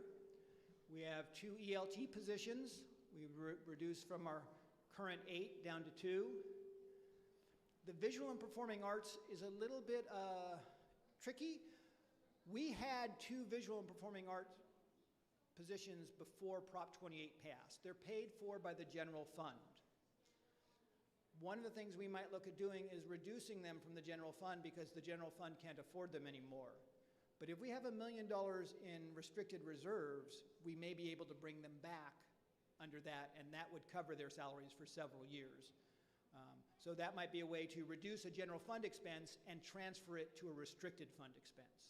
So it would still officially be a layoff, but it would have an opportunity to come back again under a different funding source. Reducing an EdTech TOSA. Reducing 20% of our ELD instructional aides. 2 positions in the maintenance department. Site software. Board benefits and stipends. Reductions in the business department, as well as travel and conference. And then on this next page, other reductions for 26-27 go down to 3 instead of 5 community liaisons. Can we do reductions of special ed? I don't know. There's a big demand there. Eliminate new teacher induction program costs. Second secretary at intermediate schools. These are things that were back in 2018 as well. Library clerks at elementary. iReady personalized lessons and PD hours, positive approaches contract, and middle school attendance clerks. That comes to a little over our $3 million. So there's a little bit of room in there for 26, 27. There were cuts for the board for the stipends and all, and there actually were the district office. If you remember the previous slide, there were 4 positions that went unfilled from 24-25. Reduce, go back the other way, please. 27-28. Reducing middle school academic counselors. Yeah, well, there is nothing to cheer about on this list. I will agree with you on that. It's a very tough list to go through, and maybe if we don't have, so, cut after-school sports, reducing a psychologist, mental health counseling interns,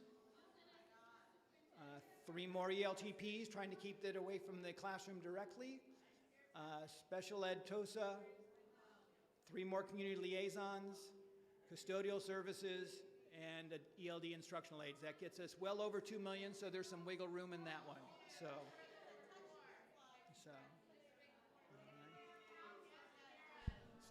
I do have a couple of questions for you, Mark, before you continue. So I do understand that the Budget Advisory Committee was tasked to make these $5 million in cuts, but can you clarify how that $5 million amount was determined?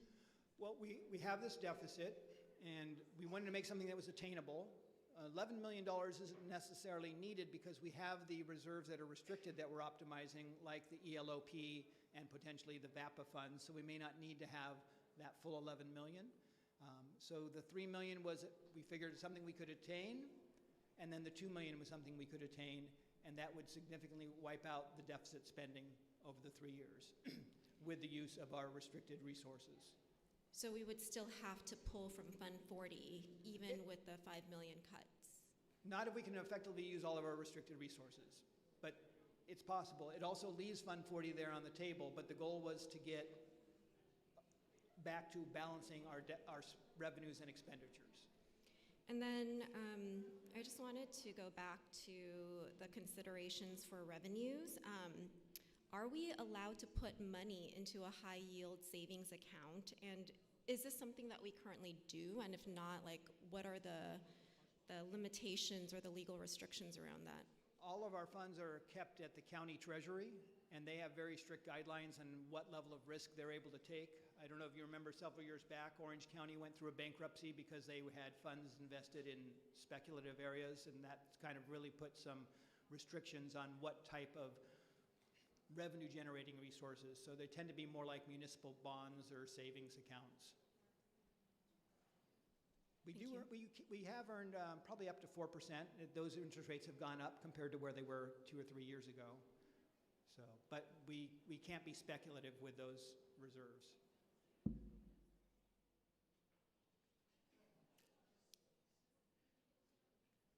So I just wanted to clarify. All these, the advisory committee, of all the members, they made the decision for these, and it is based on the budget right now. It does not include anything, any changes. Yes, it's based on the budget as it was in June. So salaries will add, increases in salaries, which will happen, will add additional pressures. We'll have to look at those too. It doesn't even include the CSEA. Not at this point, because CSEA settled after the budget was done. So, okay. And then one of the things we want to look at also is continuing this process we did with a lot of the staff at the DO this past year. As we have vacancies, can we take advantage of those savings and reduce the impact on programs? Sometimes that vacancy is still an impact on a program, but it might not be an impact on an individual, or there might be a spot where somebody can transfer into. So we want to continue looking at this model that we used the last couple of years. We've used it with the voluntary retirement program as well, where we got people to take an incentive and retire, and that helped us as we were downsizing and shrinking in students to not have to lay off, and also replace with newer hires, which tended to be less expensive on both salaries and benefits and STRS. So these are some strategies we can continue to work on to mitigate the potential impacts on our people who work with us at Oak Grove. Okay. So the next steps is basically to get feedback from you and follow up from the board, and based on that, I will prepare the fiscal stabilization plan to adopt with the first interim come December. Are there any questions? Any other questions? Yes. Thank you to the BAC. You guys have produced thoughtful but very difficult recommendations. Some touch on programs and services that deeply matter to our families: ELD supports, mental health interns, community liaison positions, library clerks, special education services. These recommendations deserve real scrutiny and directly impact the students who rely on these supports the most. As a trustee, I want to be really transparent. I cannot support plans that balance the budget on the backs of our vulnerable students. But at the same time, we cannot ignore the county's directive or the financial trajectory in front of us. So I'd like an impact analysis on the proposed cuts that affect student services, attendance, campus safety, and instructional support. Some of these are, one of them in particular, we need to continue to explore revenue strategies that I highly support. Attendance improvements, like if we're going to cut the attendance clerk at middle schools, how we're going to continue to make attendance improvements at the middle schools, which I think probably have the biggest problem, right? I want to explore a parcel tax feasibility study. I've been very clear about that. And long-term structural changes to fix our trajectory, not just patch it. So I just want to keep our students at the center of every decision that we're making with the budget. And I really appreciate you guys' work. I look forward to diving deep into these questions a little more and the impacts to our students when we come back in December. So thank you, Mark. Thank you, and those were very similar to the conversations that we had on the Budget Advisory Committee. So be assured that those same concerns were raised by the people in the room. Great. Before we have more board discussion, we do have 2 public comment cards. Can we have Jorge Prado please come up? Oh, yes, I'm sorry. And you will actually have 2 minutes to speak for the sake of time. Madam President, Madam Vice President, board members, thanks so much. No significant learning can occur without a significant relationship. Dr. James Conner, awarded with the Haynes Award, 1997. DCL, I'm just going to talk about DCL. Normally, if you know me, I always speak about every single one. But I'm just going to focus again, 18, now, these years later, on us again.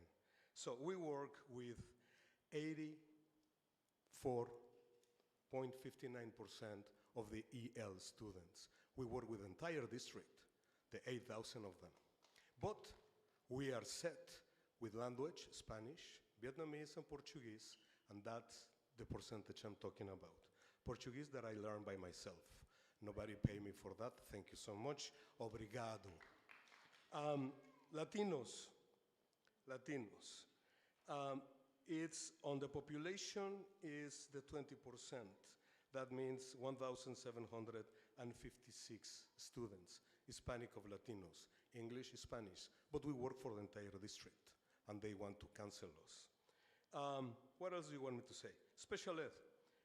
We work with all of them in any way, in all ways, because we interpret IEPs, we translate IEPs, we work with the kids when the kids are being nasty with every single one of them here. We try to de-escalate them, nobody train us. We do it by ourselves, we learn it by ourselves, and the time is running off. So bottom line, kicking us off is hurting them, but it's going to hurt you, because none of you are going to be there trying to support them when the family comes and try to threat you, when the kid comes and tries to threat you, when the kid offends you, when they don't know how to support and you're there.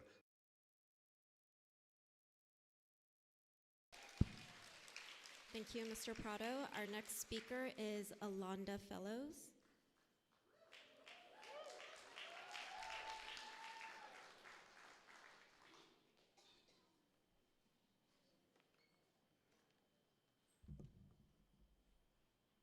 Good evening, members of the school board, administrators, and fellow parents. My name is Alonda Fellows, and I am the parent of 2 children who attend Oak Ridge Elementary School. And I'm speaking tonight because I'm deeply concerned about the salaries and healthcare coverage for our teachers and what they receive and the growing challenges that they face in the classrooms. Our teachers are doing an extraordinary work under increasingly difficult conditions. Classrooms are over capacity, teachers are managing more students than ever before, which means less individual attention for each child and more pressure on our educators to meet every need, every learning style, and every behavioral challenge all at once. And we know that some kids just need some extra help in math and reading, like mine. But our school simply doesn't have the resources or staff for adequate remedial support. So what happens? Our teachers step in. They fill those gaps, spending extra hours creating individualized plans, taking the roles of interventionists and specialists, often without additional compensation or training.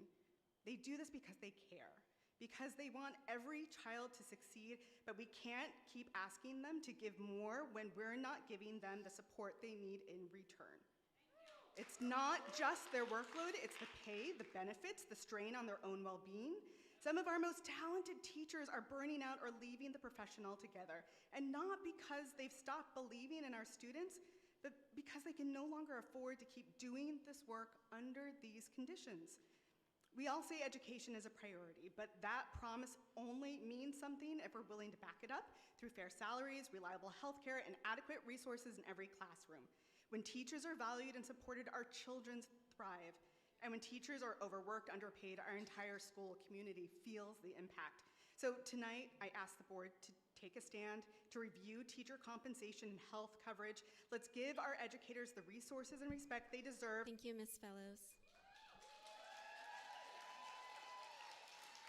All right, do we have any more board discussion around the Budget Advisory Committee recommendations?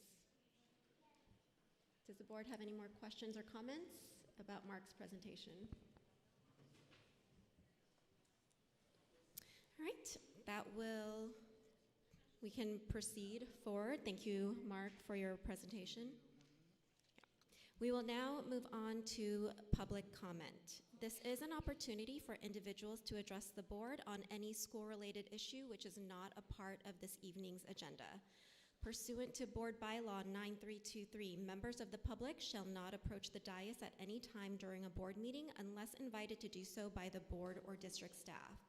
If a member of the public wishes to provide written or visual information to the board during the meeting, they shall provide the information to an executive team member who will distribute the information to the board if appropriate.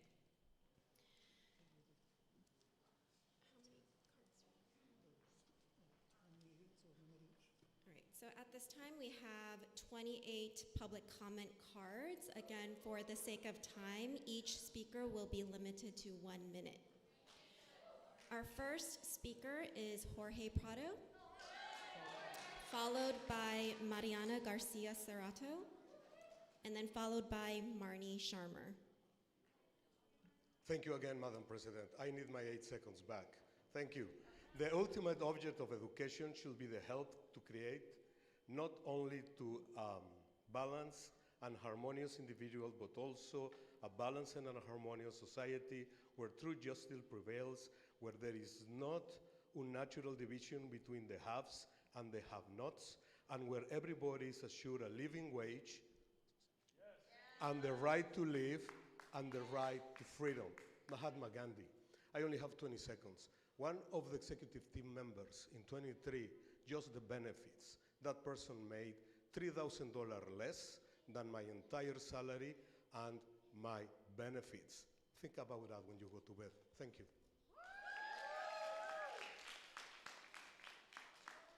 Good evening. Thank you very much for the updated information that you just shared. I want to speak in the same spirit of clarity and collaboration. I understand that not all reserves are unrestricted and that declining enrollment creates real constraints. My concern is not with those facts, but with a consistent pattern in the district's own financial reports for the last 5 years. Oak Grove has ended each year with actual revenues, ending balances that are significantly higher than the projections provided to the community. These recurring multi-million-dollar differences matter because they show that the year-end surpluses have often been large enough to cover the raises and healthcare support that teachers are requesting. This indicates more flexibility than the conservative projections that you have suggested. Oak Grove teachers are asking for a fair raise and shared raised model for healthcare. We are asking for compensation that reflects the district's stated values by honoring educators' dedication, supporting retention, and ensuring students receive stable, high-quality education.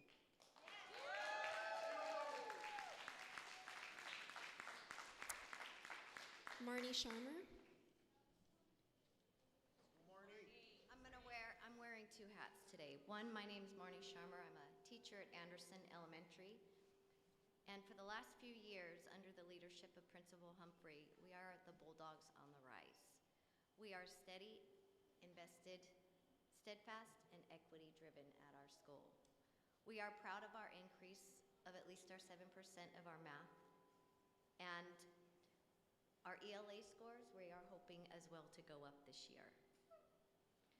We are strengthening our PBIS program. We are getting a new team. Sorry, I'm a little nervous. We are getting a new team to work on it. I'm proud to be an Anderson staff member, and we are rising for our students. My second hat, OGA.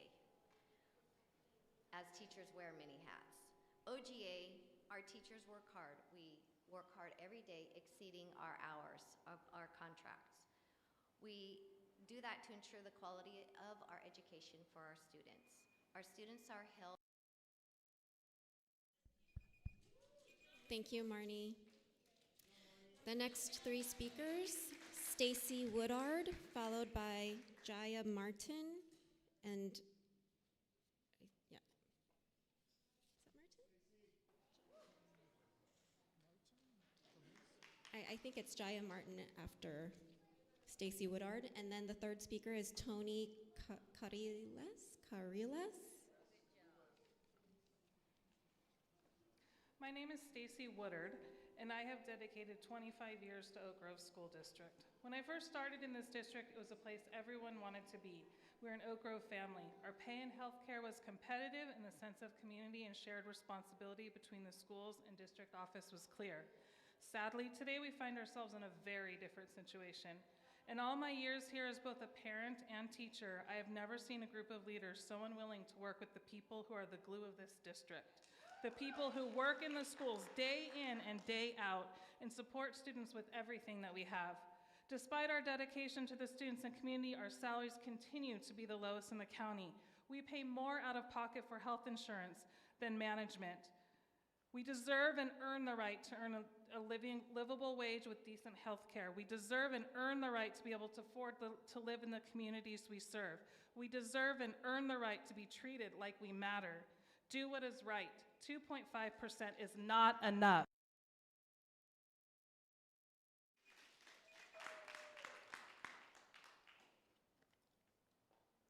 Hi, my name is Jaya Maturi. Ask a Teacher will help you how to pronounce our names. I work at Hayes, and I've been a teacher moving from tech industry, and I did not do that for a lot of pay. I did it because I'm passionate about teaching, and I come from a family of teachers. Our classrooms are filled with beyond capacity and with limited resources. We are overworked, emotionally drained, and underpaid. And when we go home, we don't want to make a choice whether we should pay for our health care or not. I'm not looking for praise or sympathy from you guys, neither of them. We are asking for action and for fair compensation. At this point, we are in survival mode. Please invest in us so we can invest in our children.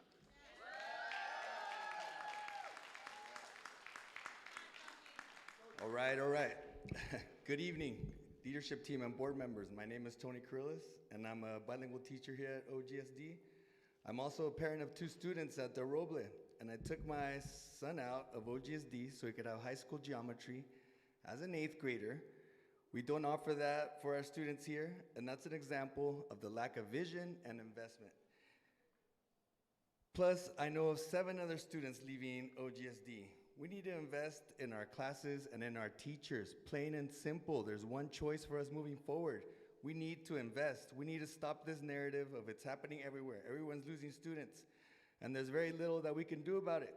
Let's not pretend there's not any competition from charter schools and private schools and neighboring school districts taking our funding.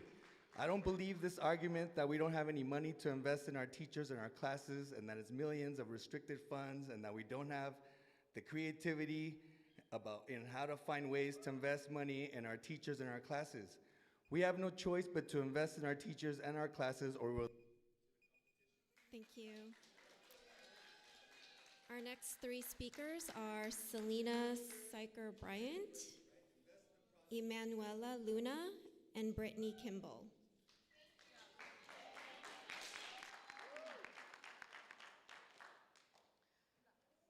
Hi, my name's Selena. I'm an IA at Christopher. At Christopher, we currently serving a mild to mod to severe special education program.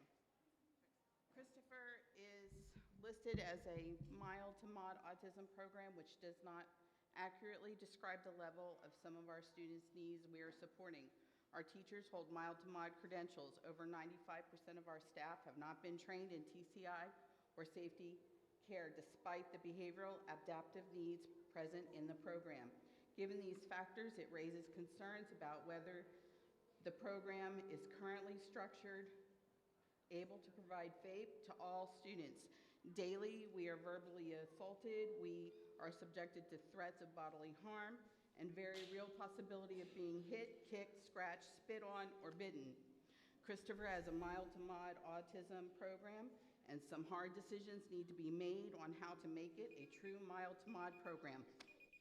Thank you.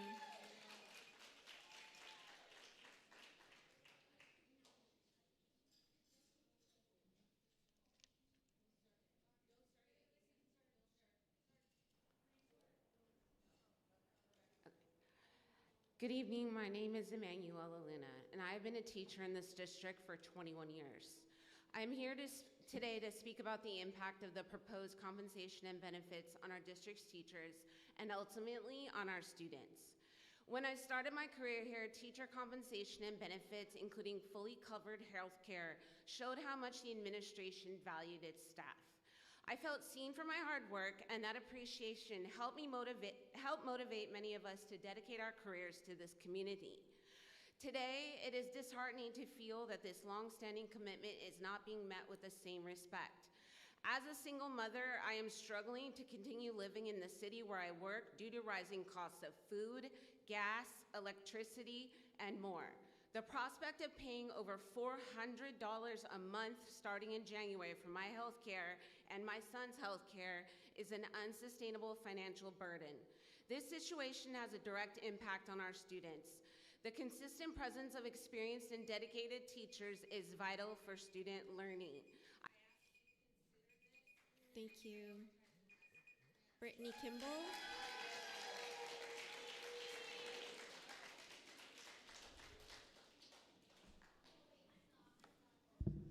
Hello, my name is Brittany Kimball, and I have been in, around, and a part of the Oak Grove School District for the last 30+ years. I now have 4 daughters in the district, 2 at Burnell and 2 at Anderson, with all 4 having attended Anderson. All of my girls' teachers have always been caring, thoughtful, and attentive to my children. They have worked with my children to try to bring them to the standards of their grade level. They have reached out to me and had great communication. All of the staff, especially the teachers at Anderson and Burnell, have been instrumental in their education. We have watched too many teachers move to a different district to obtain a higher salary. We as a community desperately need to keep these quality teachers who live in and support our community, who love, teach, and guide our children, and help our community thrive. I am asking for a 6% pay raise to keep them in our district. These teachers need a 6% pay raise now to afford to stay at our schools and in our district.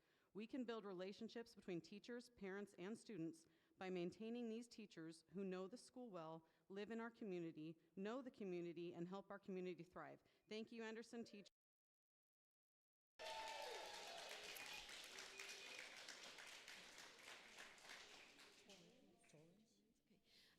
The next 3 are Deborah Torrens, then Bob Prola, and Aaron Eklund.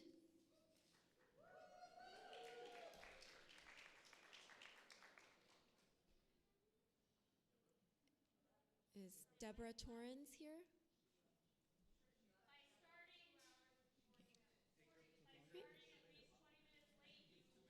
Okay, Bob Prola. Yeah, this was an interesting tactic to have a whole presentation that you made Mark give, telling teachers that they're not valued, not worth it, and that they should feel bad for asking for compensation, Yvonne. So that was an interesting tactic, as here we are at almost 9 o'clock at night. Oak Grove is ranked 31 out of 33 school districts for new teacher pay, Yvonne. That's an embarrassment. You should be embarrassed by that fact. Oak Grove is ranked 30th out of 33 school districts for maximum teacher pay, Yvonne. You should be embarrassed by that fact. Why would anyone want to come and work here? Why would the new teacher want to come here when average rent is $3,100, which would be far more than half their take-home pay every month? Why would the special ed teacher want to come work here when they get assaulted on a daily basis? Why would a veteran teacher who has any chance to leave this school district want to stay here? Why would the single mom want to work here when she can't afford health care? Do better, Yvonne. Settle this contract.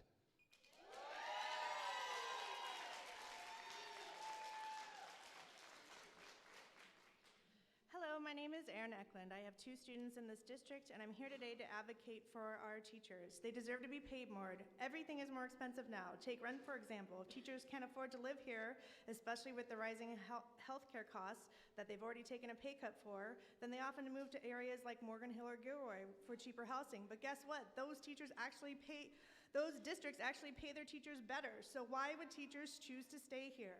When teachers leave or retire, who are we attracting to replace them? Who would look at our district's pay scale and choose to apply here over nearby districts offering the same job for better pay? Is the plan to continue relying on costly work visas instead of increasing salaries and addressing the root issue that we're not attracting or retaining teachers? Or should we pay millions more to consultants to figure this out? I understand that there are concerns about the government and its federal spending and everything, but the same reasons you're worried about the economy are the same reasons people are not entering this profession. There is a teacher shortage across the country.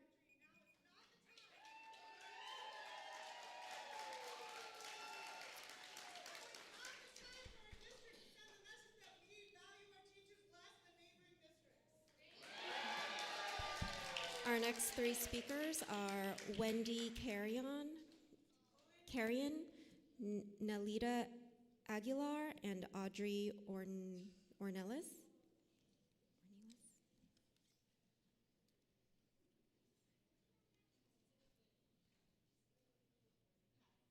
Thank you for having me here tonight. So I'm Wendy Carrion. I've been in this district for 28 years. I taught special ed, and now I'm teaching general education. My item I want to talk about is the report you sent out regarding teachers and the schools we have, and the schools around our district and how they pay the similar. And I can give you a fact. And the fact is my teammate left 2 years ago to go to a different school around here and is getting paid significantly more than I do. She has 10 years experience and she has a master's. I have 28 years experience and a master's, and she is getting significantly more money than I do here in Oak Grove. So you guys need to fix the problem you have with your reports and fix the money problems, because they're not true.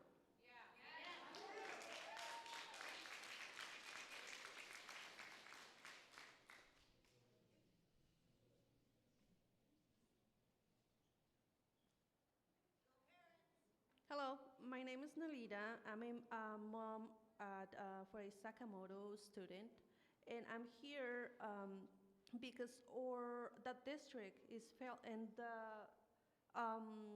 special ed team is failing our students and teacher and staff, and they're putting the safety of our students and staff at risk. There have been really bad behaviors, which includes chairs throwing to the air and like that, and nothing has been solved. And shame on them for leaving early and before, because they knew we were here. And I've been contacting them, including Dr. Chades, and I'm sorry, but I haven't received any response. Nothing as of yet.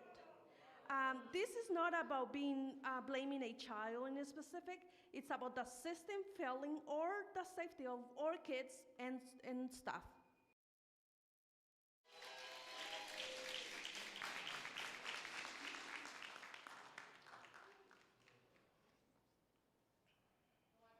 All right. Good evening, members of the board. My name is Audrey Ornelas, and I have 2 children, one at Ledesma and one at Sakamoto. I am here as a parent with a child in an STC class at Sakamoto Elementary. I am here because our district is failing to keep students and teachers safe. For months, a serious situation has been ignored, and our children, teachers, and staff are being harmed and physically and emotionally. Special needs students are not receiving the specialized support they urgently require, and because the support is missing, classrooms are being evacuated. Students are going to school scared, teachers are documenting violence, and staff are showing up to work with bruises. Our teachers are underpaid, undervalued, and being forced to act as human safety shields just to protect the rest of the class for those kids that they love, because that's what they do it for. This is unacceptable. Parents have to ask for help and demand transparency. Instead, we've received silence and excuses. Let me be clear, this is not about blaming a child. It is about a district that has failed to protect all children and failed to protect the educators who show up every day. Safety is a right. Protecting teachers is a duty, and ignoring this crisis.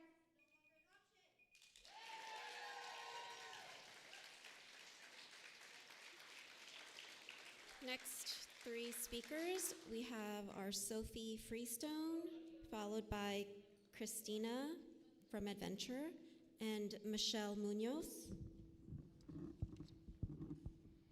I'm Sophie, and I'm a parent of 3 students at Parkview Elementary and the secretary of the PSEA, our parent-teacher group. You began this meeting by discussing how food insecurity in children causes them to have problems in education, learning, getting to school on time, learning information, and processing that information to then go home and continue to learn. You are doing the same thing to our teachers. Our teachers are starving and worrying. Their insecurity is rent, how to care for their children, how to care for their health care.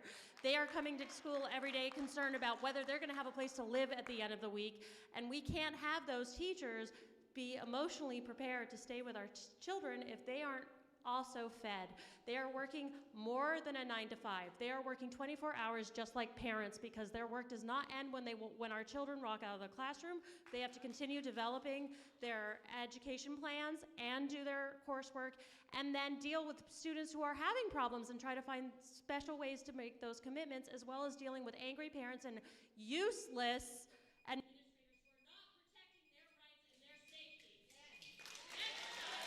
Thank you.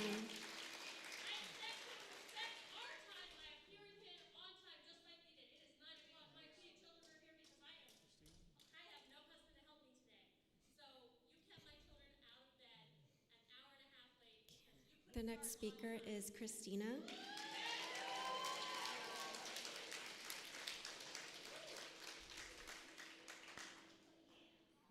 Good evening, Board. I continue to struggle with the nonchalant "oh well" attitude from district leadership. During the modernization of Herman Adventure Campus, bathrooms that never had issues now do. I personally walked into 3 messes. The response, "oh well." New tables arrived with casters we didn't want, making them too tall for adults and unsafe for our 5th graders. Again, oh well. Classroom updates don't match what was promised. We're getting less, not more. When we raise concerns, the answer is the same. Community emails get generic AI-like replies that ignore concerns. Teachers using their health care were told they're the reason premiums are rising. Another shocking dismissal. Meanwhile, neighboring districts pay teachers fairly, and OGA has offered fiscally responsible solutions. So why are teachers generating solutions while leadership creates more problems? We are in San Jose, the center of innovation. Think outside the box, learn from successful districts, step off the hamster wheel of oh well, and be the leadership our students and community deserve. Let's work together so we can focus on students. And you forgot your pay cut as part of the cuts.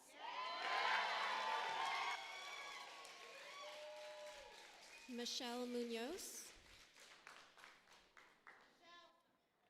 Hello. Hi. So I am a mother of a child that is on the spectrum.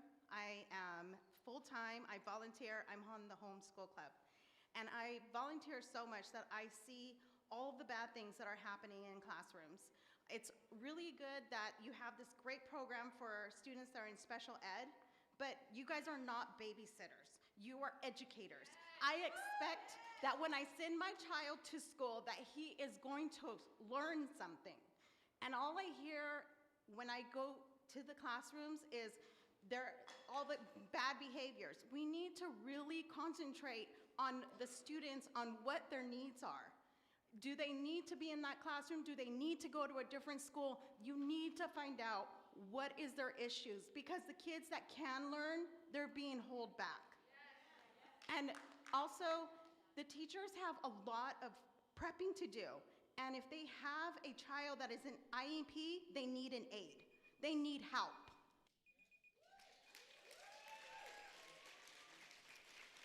Next 3 speakers, Renee Brotherston, Fatima Richmond, and Angela Saw.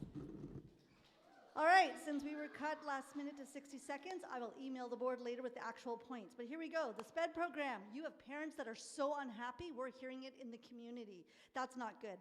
Thank you for the therapeutic class opening potentially December 1st. But what happened to our multi-tiered autism strain that we actually need and that we have to have it reviewed based on your numbers that you just presented?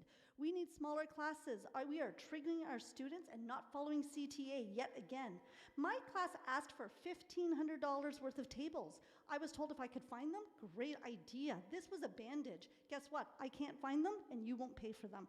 $1,500, Mr. Evans and Dr. Scheides, is not a lot to ask for a small bandage, so I don't know why we can't get tables. Trained IAs, trained one-to-ones, not staff contractors, because they don't do what we like to do. They sit on their phones and they fall asleep. Therefore, we're left stranded. So that does not help your staff. Please get rid of the contractors. Teachers need to be safe.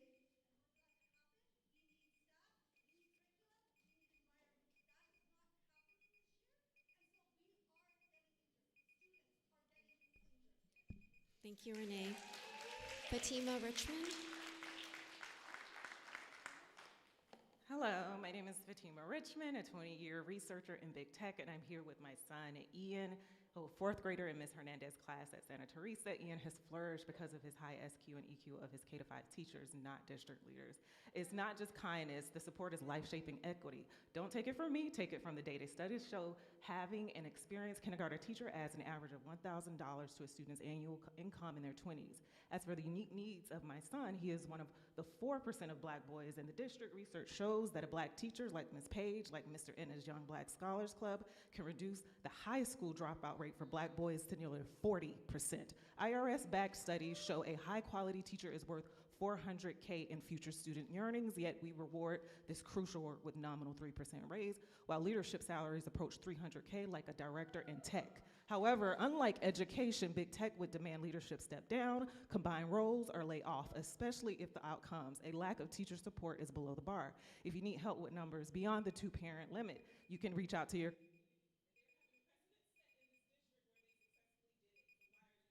Thank you. Angela.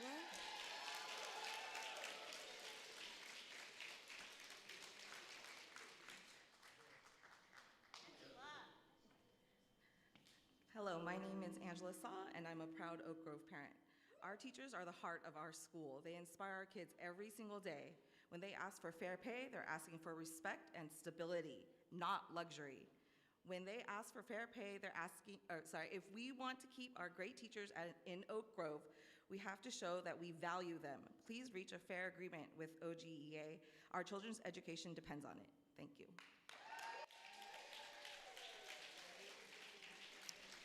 Our next speaker is Danielle I'm so sorry. I can't read the last name. But Danielle from Oak Ridge/Adventure.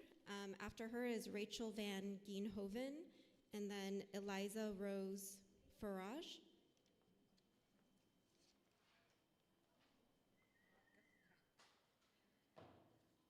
Good evening. My name is Danielle Finamura, and I have children at Oak Ridge and Adventure. Teachers deserve to be paid fairly for the essential work they do. When we invest in our teachers, we invest in our kids' futures. Please value our teachers the way they value our children.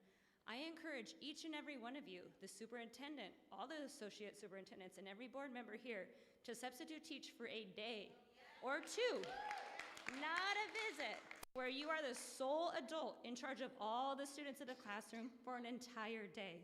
You'll not only be amazed by the effort teachers put into their lesson plans, but you'll also see firsthand just how hard their job really is and why we simply cannot afford to lose them. And I will tell you, I got my credential in 2008, and even then, we were encouraged not to apply to Oak Grove because of the low pay.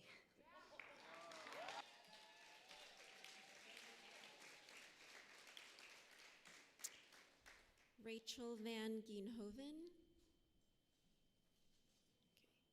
Okay. Is there Eliza Rose Farage?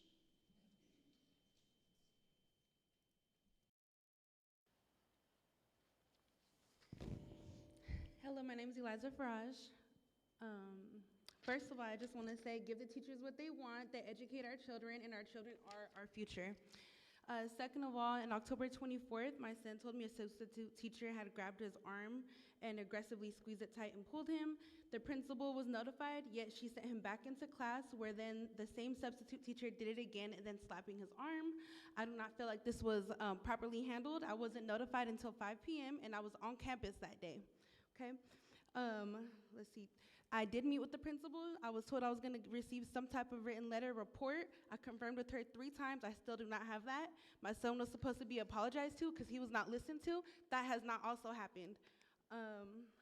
I think it's important that children are feeling comfortable to speak up for themselves. Children should be listened to, and we should take action. My son deserves that, and every student in this district deserves that.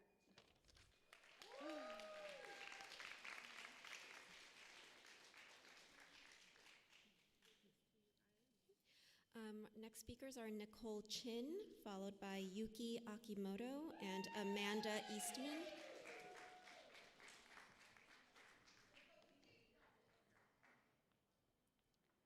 Oh, you're coming over to me. Yay. Good evening. My name is Nicole Chin. Not only am I an educator at Oak Ridge, I am also a community member. All 3 of my children have been through the Oak Grove School District. Tonight, we keep hearing the same message. It's the same message we heard last board meeting, and it's that there's no money, and we need to cut program after program, and cuts that always seem to end up on the back or land on us teachers and educators to pick up the slack for our students. Yet somehow, neighboring districts facing the very same economic realities are managing to pay their educators more without getting their budgets or stripping services from students. So the question isn't, is there money? It's, why can other districts make it work when Oak Grove cannot? I'm here after a very long day of teaching. I have a sick kid. I have to go.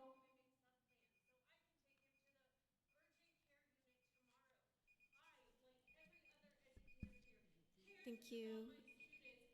Our next speaker is Yuki.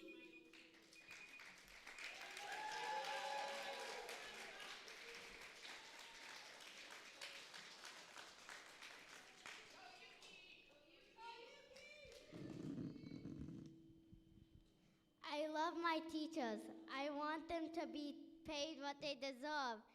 They deal with a lot, and I want them to stay and feel respected. My future is in your hands.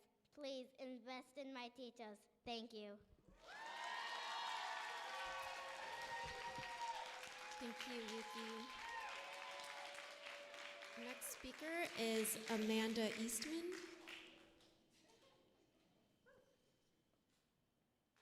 As a mother and substitute staff member, I've had the privilege of seeing firsthand the excellence, dedication, and warmth our teachers bring to the classroom each and every day. Unfortunately, I also see how overworked and under-supported they are, and I'm concerned and disappointed regarding the current contract negotiations.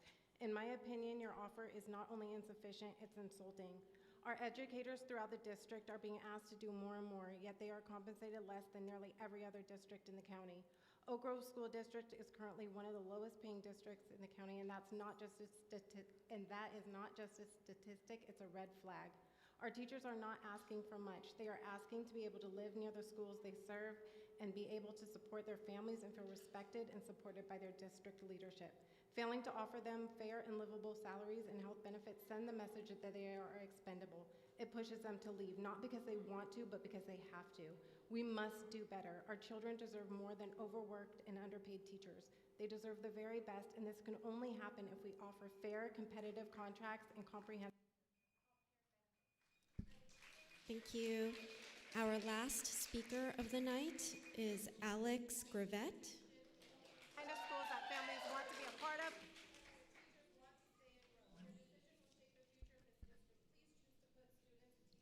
Thank you.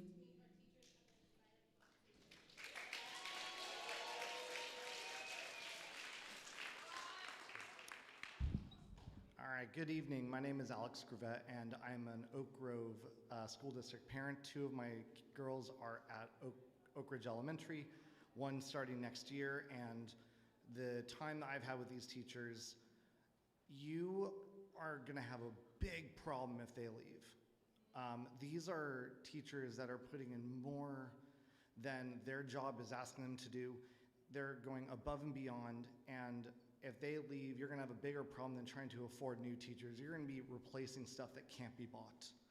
And when it comes down to it, they give our kids so much love and so much encouragement and growth, and they need to be given that same encouragement and growth through being given a livable wage. I encourage you to work to keep these teachers here so that they can continue taking care of our students, as I've gotten to see myself over these years. Thank you so much. Thank you. That concludes our public comment portion of the meeting. We'll now move on to 5.2, Employee Bargaining Unit comment. Do we have any reports from our bargaining unit representatives?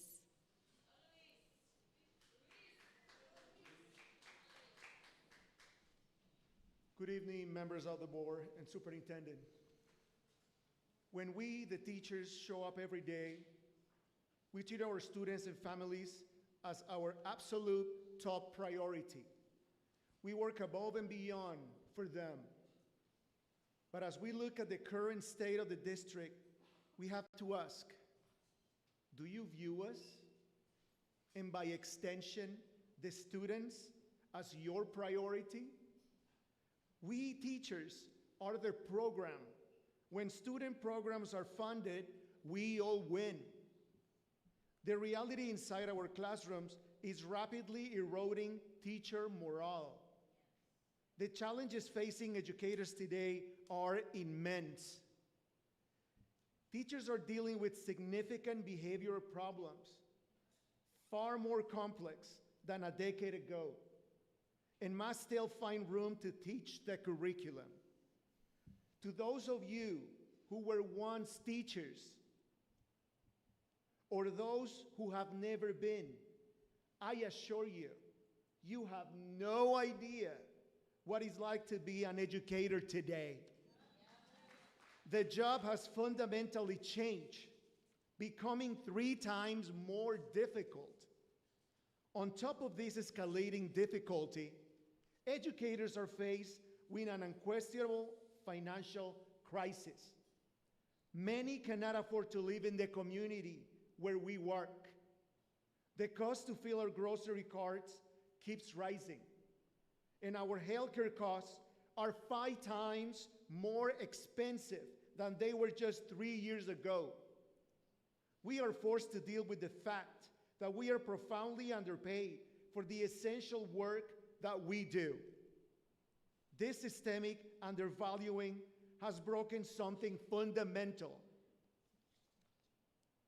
When I started working here, people used to talk about the OGSD family. That time is gone.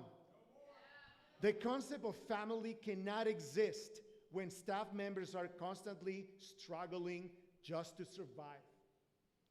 The community is now in shock that we are headed towards an impasse. Even our most seasoned educators have never experienced a moment like this.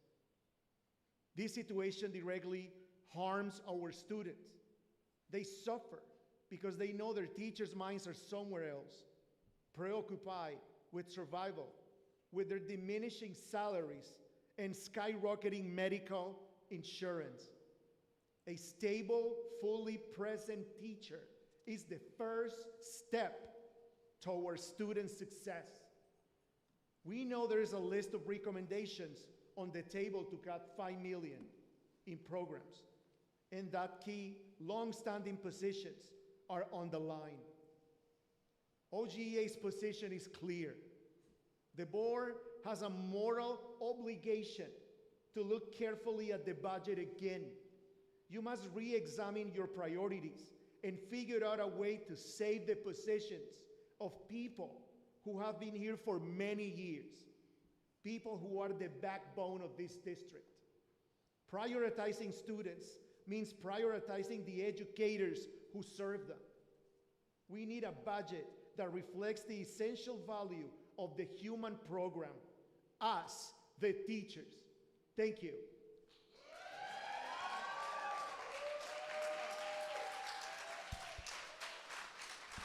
Do we have any other bargaining unit representatives?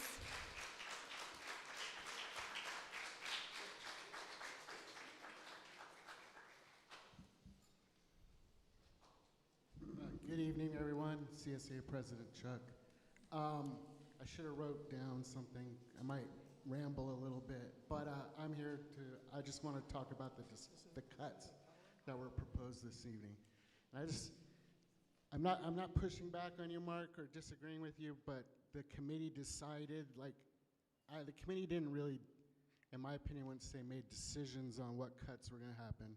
You know, there were a lot of cuts already from last time around that were proposed, maybe a few new ones, and we mostly had to try to agree on how to rank things. And, you know, but I don't think there was another way to do it. I want to just make that clear. But at least as a union president, as a labor leader, I don't think any of us presidents can really rank things like that, because, you know, they're all, like, every classified, well, not every classified, but a big chunk of the classified people are all my members. I represent them all, and I can't prioritize one group over the other publicly at all. So it's a hard thing up there to do. So if we have to make cuts, whatever you guys vote on, whether it's that list or a completely different list later down the road, I hope through the 2 years that it's going on that you guys don't necessarily stay committed or married to that you're flexible to make changes as things change, or as retirements or attrition opportunities present themselves. I'm not saying in every case, in an attrition case, that you can cut that position. It might be essential, but every job here is essential, and we're all important. Everyone here's job is important. And in general, as a labor leader, and just in my philosophy in general, is people are your most important asset, and always will be, most important resource. So I'm always going to take a person over a program, or, you know, there's probably great new employees too, but over a new employee. And so as those opportunities present themselves, I hope there's some flexibility to take it. Also, I said earlier that I can't really prioritize a group over another out of my members, but I'm going to break that rule this one time. I could be wrong, but on the list, I think there's only one, and I'm saying I could be wrong, but there was only one section where they were eliminating every person over the 2 years in a job group, and it was the community liaisons. First of all, I think that's a very important job. I wanted to save it, but you know, it's a committee and everybody's voting for their own thing. But I'd say, I feel like that was the only one limiting all of them, but I think our community liaisons are very important.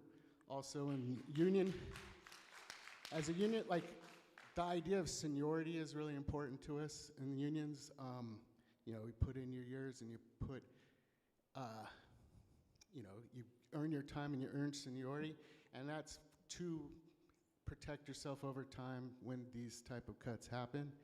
And so I feel like in all the other groups that might get cut, you know, there's seniority, there's possibility of attrition, like, all right, we don't have to lay off someone because someone actually retired there. In this case, that's not in play. They're just, after the second year, they're all cut. So I would like to take a look at that, and I'm breaking a rule by putting them over other people. I don't rank them higher than all my other groups either, but like I said, they're just gone at the end of that. So I'll have more to say in the next upcoming meetings. I didn't really prepare for what I was going to say tonight, but you know, just remember, I prioritize people over most other things, and where we can save people, I think, is a worthy cause. So thank you. Thank you, Chuck. That now takes us to consent item, or consent agenda. Superintendent Chidas, can you please present the consent agenda? Yes, President Yu. It's recommended that the Board of Trustees approve the consent agenda as presented. May I have a motion and a second? Motion to approve. Second. Do we have any public comments? None. Any board discussion? I'm sorry. I just wanted to ask, this is for all of Section 6, right? Yes. Okay. Do we have any board discussion on the consent agenda? Right, may we please have a roll call vote?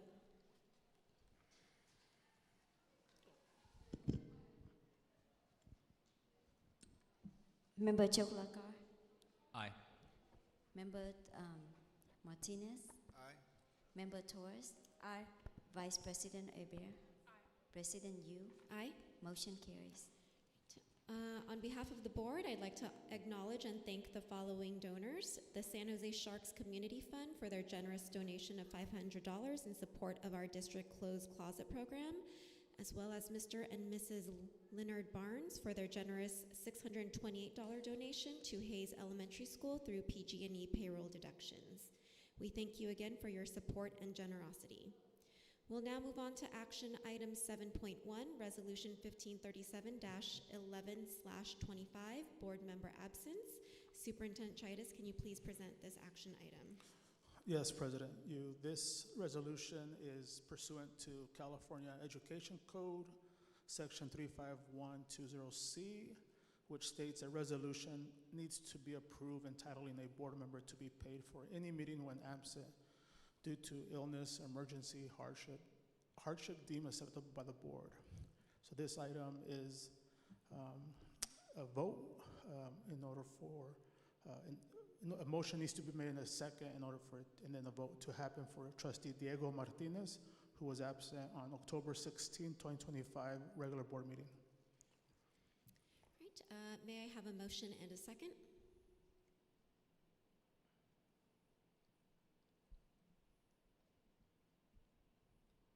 All right, I'll go ahead and motion that we approve resolution item, action item 7.1 as presented. Can I get a second? Aye. Oh, sorry, second. All right, do we have any public comments? Okay, can we have board discussion? Are there any questions or comments? All right, can we do roll call vote, please? Member Yolakar? Aye. Member Martinez have to be abstain. Member Martinez. Abstain. Member Torres? Aye. Vice President Hebert? Aye. President Yu? Aye. Motion carries. Okay, let's move on to action item 7.2. Superintendent Chidas, please present this item. This resolution is also pursuant to California Education Code 35120C. Resolution needs to be approved entitling a board member to be paid for any meeting when absent due to an illness, emergency, hardship deemed acceptable by the board. This resolution is for trustee Kashif Jaglakar, who was absent on October 16th, 2025 at the regular board meeting. Okay, I'll go ahead and motion to approve action item 7.2 as presented. Can I have a second? Second. Right, any public comments? Board discussion? Let's go ahead and do a roll call vote. Member Yolakar? Abstain. Member Martinez? Aye. Member Torres? Aye. Vice President Hebert? Aye. President Yu? Aye. Motion carries. Okay, that takes us to action item 7.3, Anderson Elementary School joining the Herman Learning Community. Assistant Superintendent Enna, please present this item. Thank you, President Yu and members of the board. This action item comes from an examination of our intermediate school enrollment and the imbalance of feeder schools.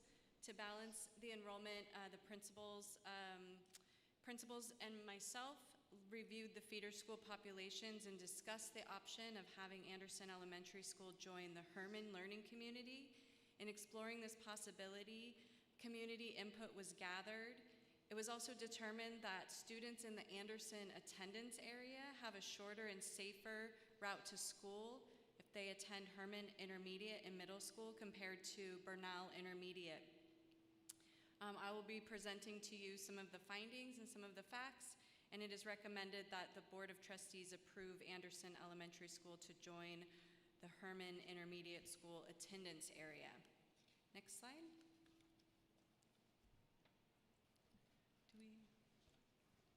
Okay, we'll wait for the slides. Thank you, Alton.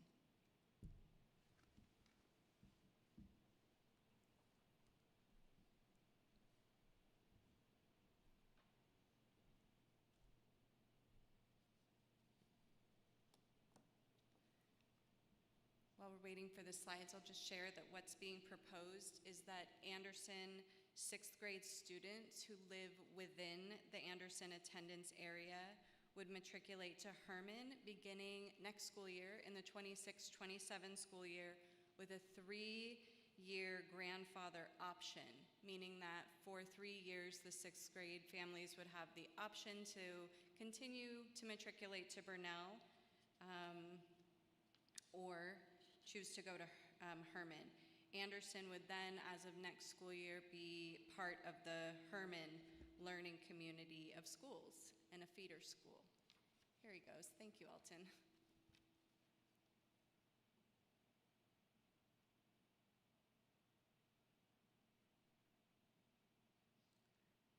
Beautiful. So we'll go to slide 3.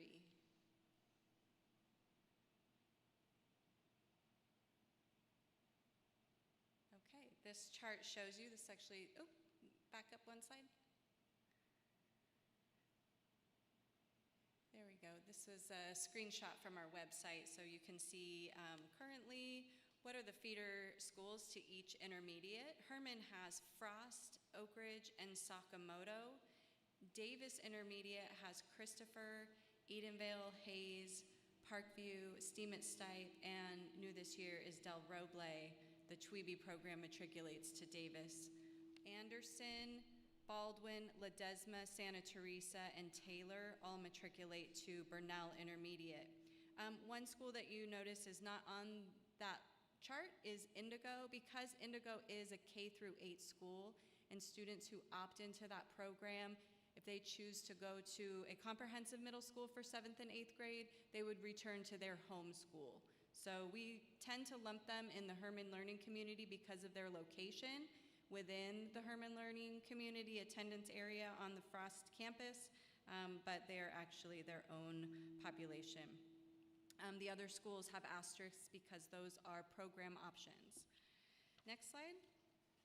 The next slide shows you our elementary school attendance area. So I just want to highlight where Anderson is. It's that bright blue one right in the middle of the district. And adjacent to Anderson is our quad boundary, and the quad boundary residents can choose to go to Baldwin, Santa Teresa, Taylor, or Anderson. Next slide. This slide shows you, it's the same map, but the colors indicate the middle school attendance areas. So the yellow is the Burnell attendance area, currently Anderson and the quad boundary, they all fall into Burnell. Herman is that kind of tannish brown color. And then bright blue is Davis. And what you also see, I've called MB, multi-boundary, just that little section right under Anderson. Residents can choose to go to Oak Ridge or Taylor. So depending on which school they choose would depend on which middle school they go to.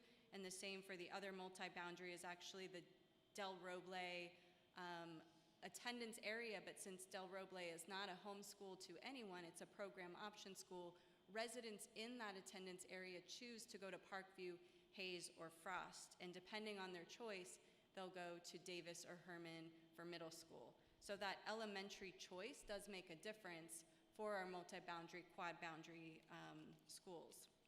I'm sorry, Ms. Anna, just a point of clarification. At STEM at Stipe, where is that located? What school? Say that again? On your slide number 3, the STEM at Stipe? STEAM at Stipe. That is the STEAM program at Stipe Elementary School.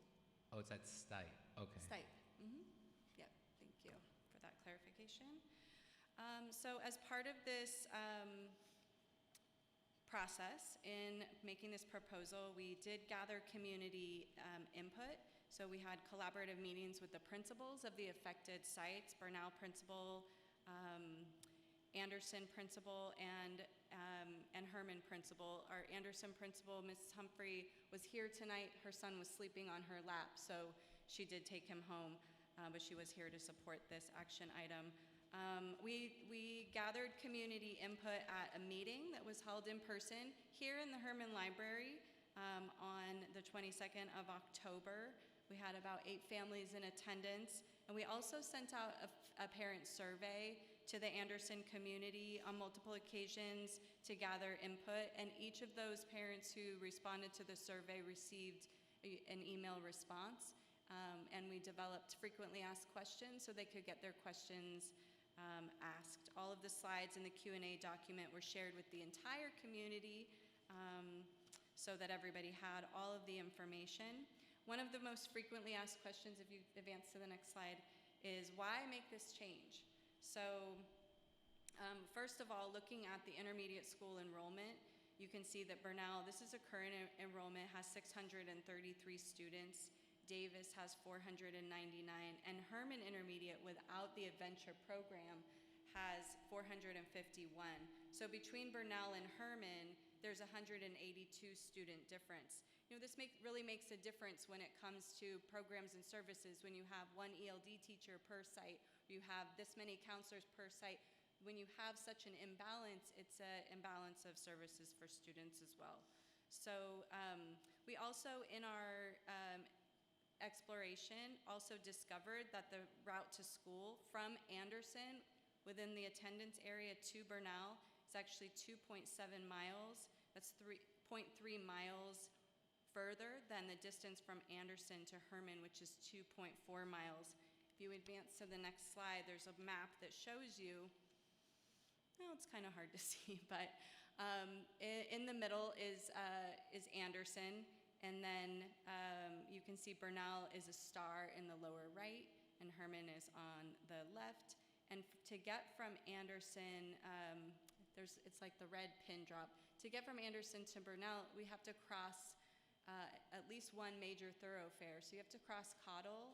If a student were to ride their bike to school, they may have to go cross the freeway on-ramp, off-ramp intersection, or cross Cottle at some point, or cross Santa Teresa, major thoroughfares. To get from Anderson to Herman, they need to go down Lean and Calero, not major thoroughfares, and shorter, much safer route to school. So that's one piece of information. And then also we looked at how many students is this going to impact, and how will this impact our numbers. So the current, the current 6th grade population at Anderson is 61 students. We're not expecting all 61 to matriculate to Herman with the grandfather option. We know that there will be families who have been expecting to go to Bernal. We don't want to pull the rug out from under families this year, certainly, and for the next 2 years. We know families are expecting that, and we want them to have that option. So we anticipate that not everyone will want to go to Herman, although the families who did attend our parent information, our community input gathering event, most of them were excited to come to Herman, and they were looking forward to that. In 5th grade, we have, so sometimes there's pockets of student populations within the grade levels. So 5th grade actually has a lower population at 42. That could change, and then 4th grade currently has 58. So over time, we anticipate to see more of a balance. It won't be perfect, but more of a balance between Herman and Bernal, more in line with what we see at Davis. One of the other things, if you go to the next slide, another opportunity that we found was that currently with the quad boundary selection, all 4 of the elementary choice options will lead to Bernal. So it doesn't matter which elementary school is chosen, the parents, they would have the opportunity to go to Bernal in intermediate school, but with changing the Anderson boundary to Herman, the quad boundary families would have at least one option to matriculate onto Herman.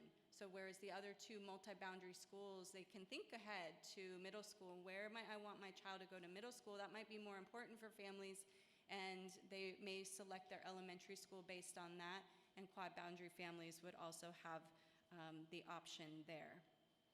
Next slide. I'm kind of thinking about how would we implement this. Again, it would start next school year, so registration begins.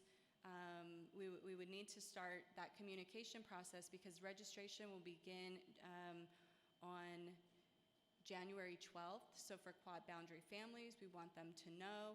And then also, all throughout the spring, we want to, and mainly in January and February, we want to inform the sixth grade families at Anderson, and we would send out electronic communication and paper communication, and possibly have a presentation to them, so we can make sure that we collect not input, but option forms that we will create, so we know where students will matriculate or we can roll over to for middle school, because that'll impact the master schedule and staffing.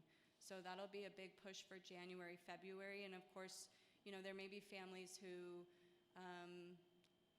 didn't, or maybe they enrolled in sixth grade later in the spring, and so come spring, we'll always give them that opportunity. Nobody will miss out on that grandfathering option. But we want to make sure we catch every single one of them as early on as possible. Then we would continue that process for the following 2 years, so our current fifth graders and current fourth graders.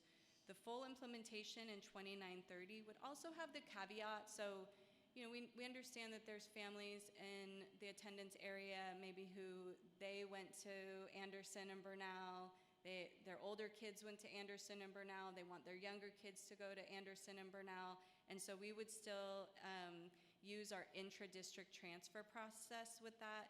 And so one thing that we're adding to the intra-district transfer process application this year is a reason, which is called family legacy. So that reason just means that my family has been in this school community for many years, and we would give them an opportunity to kind of explain that. And we're starting that this year because that exists across the district at many schools, and it might be a reason for families wanting to go across the district or to a different school other than their home school. So when it comes time for 2930, if we have current third graders who are then sixth grade at Anderson matriculating onto Herman, but they want to go to Bernal, they would need to fill out the intra-district transfer, and they could mark family legacy and kind of explain, and that would help us internally make that decision and prioritize. Any newly enrolled students would, from that point on, would go to Herman.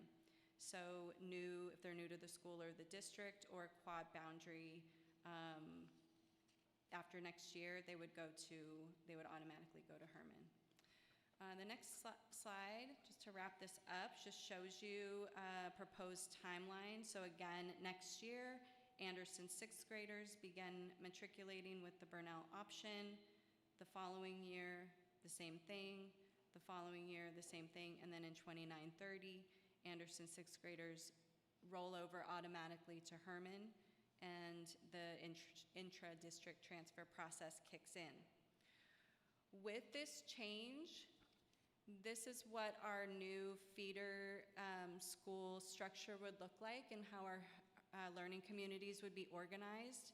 So Herman would then have 4 feeder schools, Davis would still have the 6, and Bernal would have 4 feeder schools.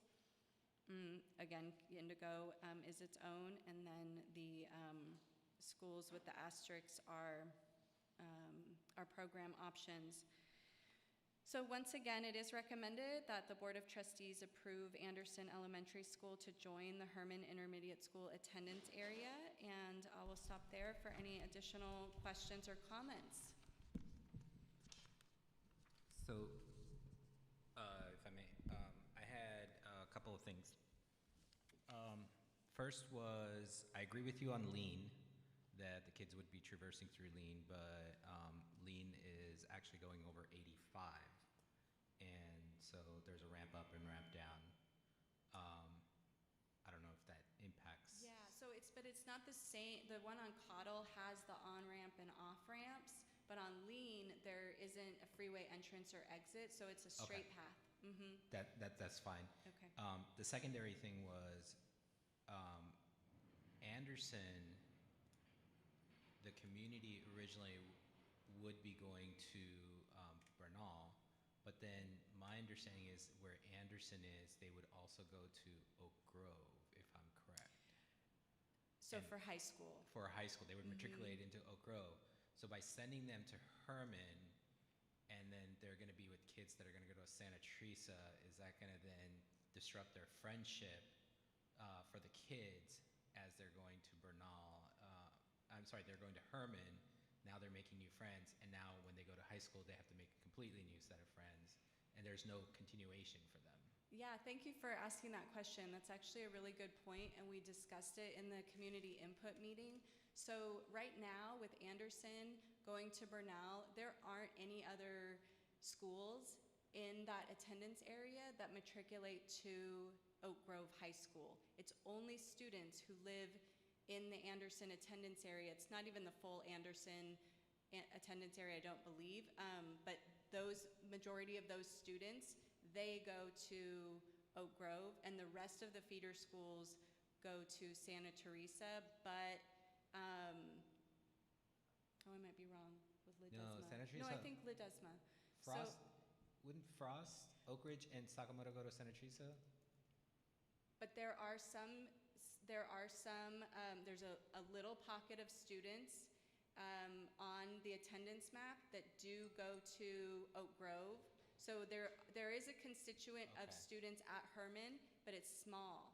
So if Anderson students join Herman, there's actually a bigger constituent of students who go to Oak Grove together. Do you have the numbers on that by chance?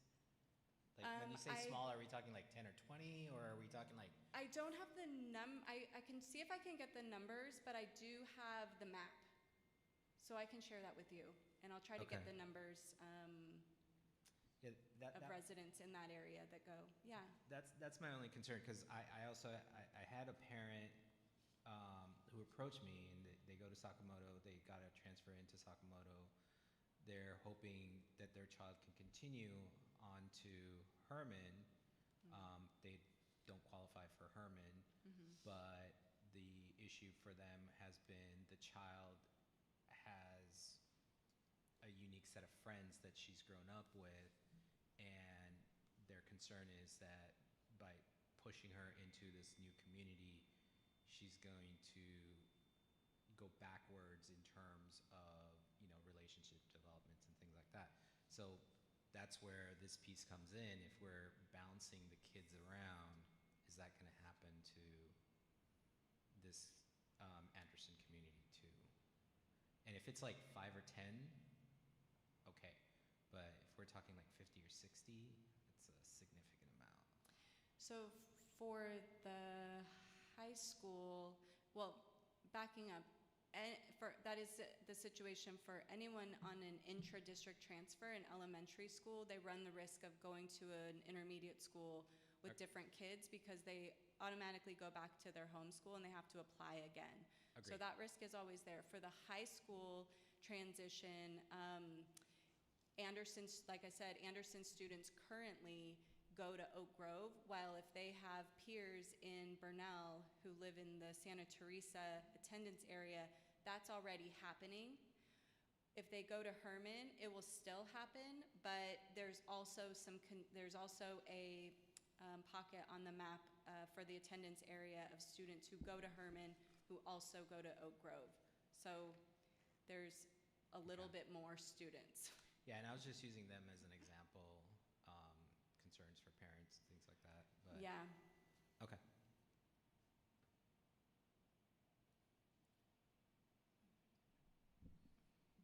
Okay, any other questions?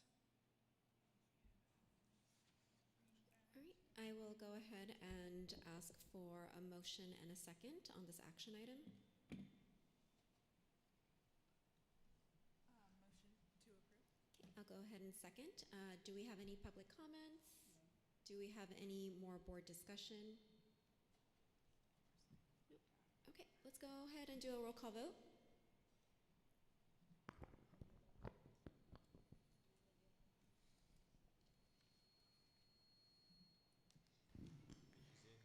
Member Yolaka, Approve with the condition if I could get the map. Member Martinez, Aye.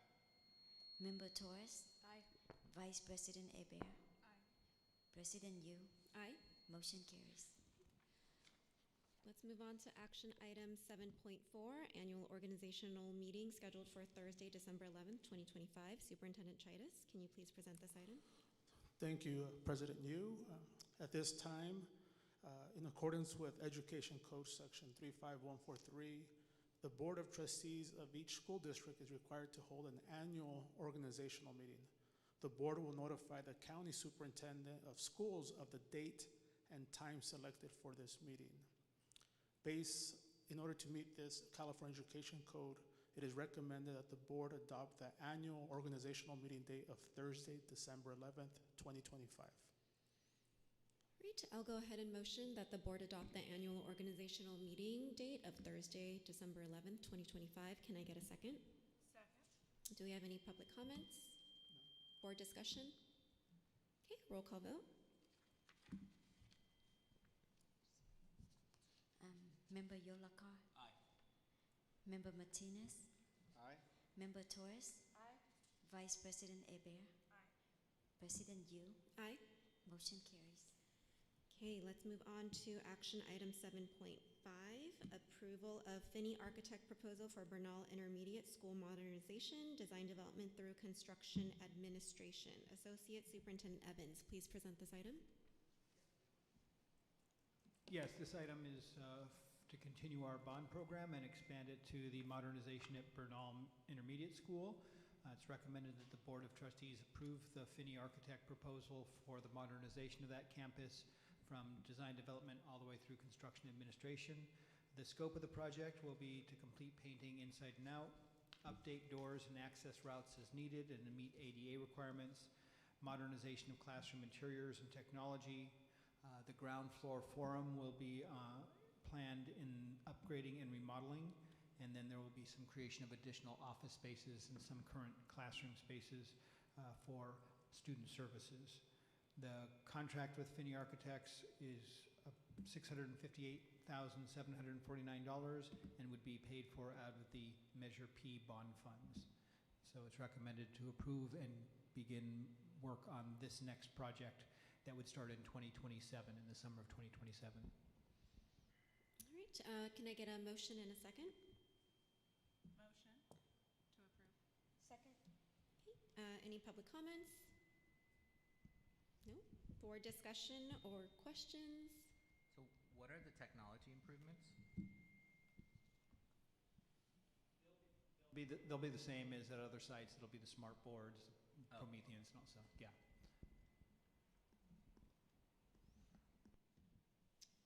Great. No more board discussion, so we'll go ahead and do a roll call vote. Member Yolakar. Aye. Member Martinez. Aye.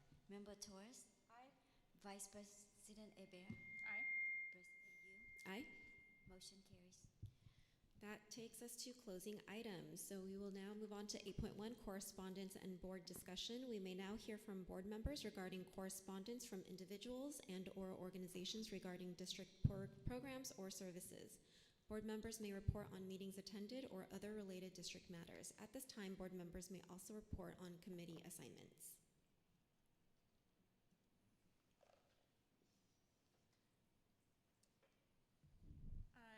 I just wanted to report out, I actually met with the vice president of the District 2 Neighborhood Leadership Council. They represent all of the neighborhood associations in our District 2 area, which we have District 2 and District 10 that represent Oak Grove Neighborhood Association. They want to partner with us on some outreach for safety. There is a new countywide policy to an outreach campaign with some PSAs that we possibly could put out on how to raise the alarm when you see someone that is acting abnormally or could be a threat to someone, to themselves or to others, that they can get a gun restraining order now in Santa Clara County by making that report to the district attorney. This is important to our school district as we've seen these tragic cases throughout the nation with young people and adults with incidents of violence at our schools. And so I'd love to figure out how we can partner with our district attorney and our neighborhood association to get that word out to our teachers, or to our community and to our teachers and to our parents to ensure that if they see something that we can take measurable action to prevent some of the violence that has happened within our city, even within the past few weeks, where we had a domestic violence incident within our area and 2 people lost their lives by a gentleman who was not supposed to have a gun.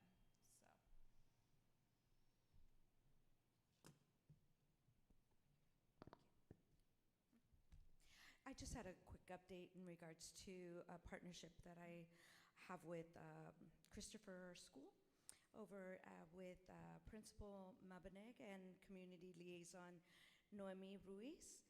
I'm continuing to establish the Grupo Coyotes de Christopher Elementary School. It's a folklorico group, and I'm really excited to continue that ongoing. We just did the Dia de los Muertos on last Friday, and it was a great success for them.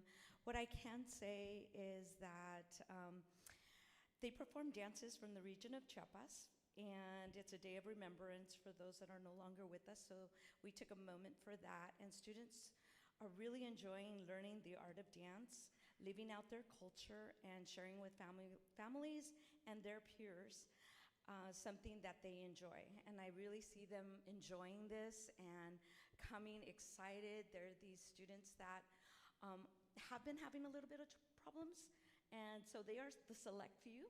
And so being with them, I find this joy of continuing to be their dance teacher, but also getting them ready for an end of the year posada. So I'm hoping to invite our team to come and see. It will be December 13th from 5 to 8 over at Christopher.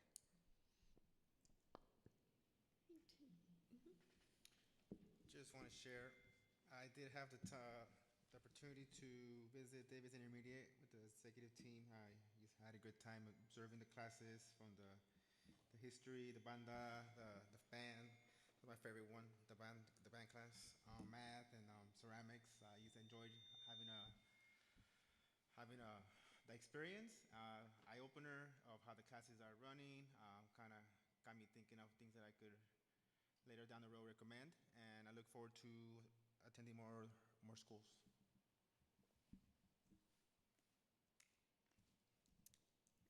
Great. That takes us to adjournment. So may I have a motion and a second to adjourn the meeting? Motion to adjourn. Second. All in favor? Aye. Aye. Hearing none opposed, the regular board meeting on November 13th, 2025 is adjourned at 9:55 p.m. The next regular board meeting of the Oak Grove School District is scheduled for December 11th, 2025. We anticipate holding this meeting at the district office. During this meeting, the board will also conduct its annual organizational meeting. Good night. Thank you.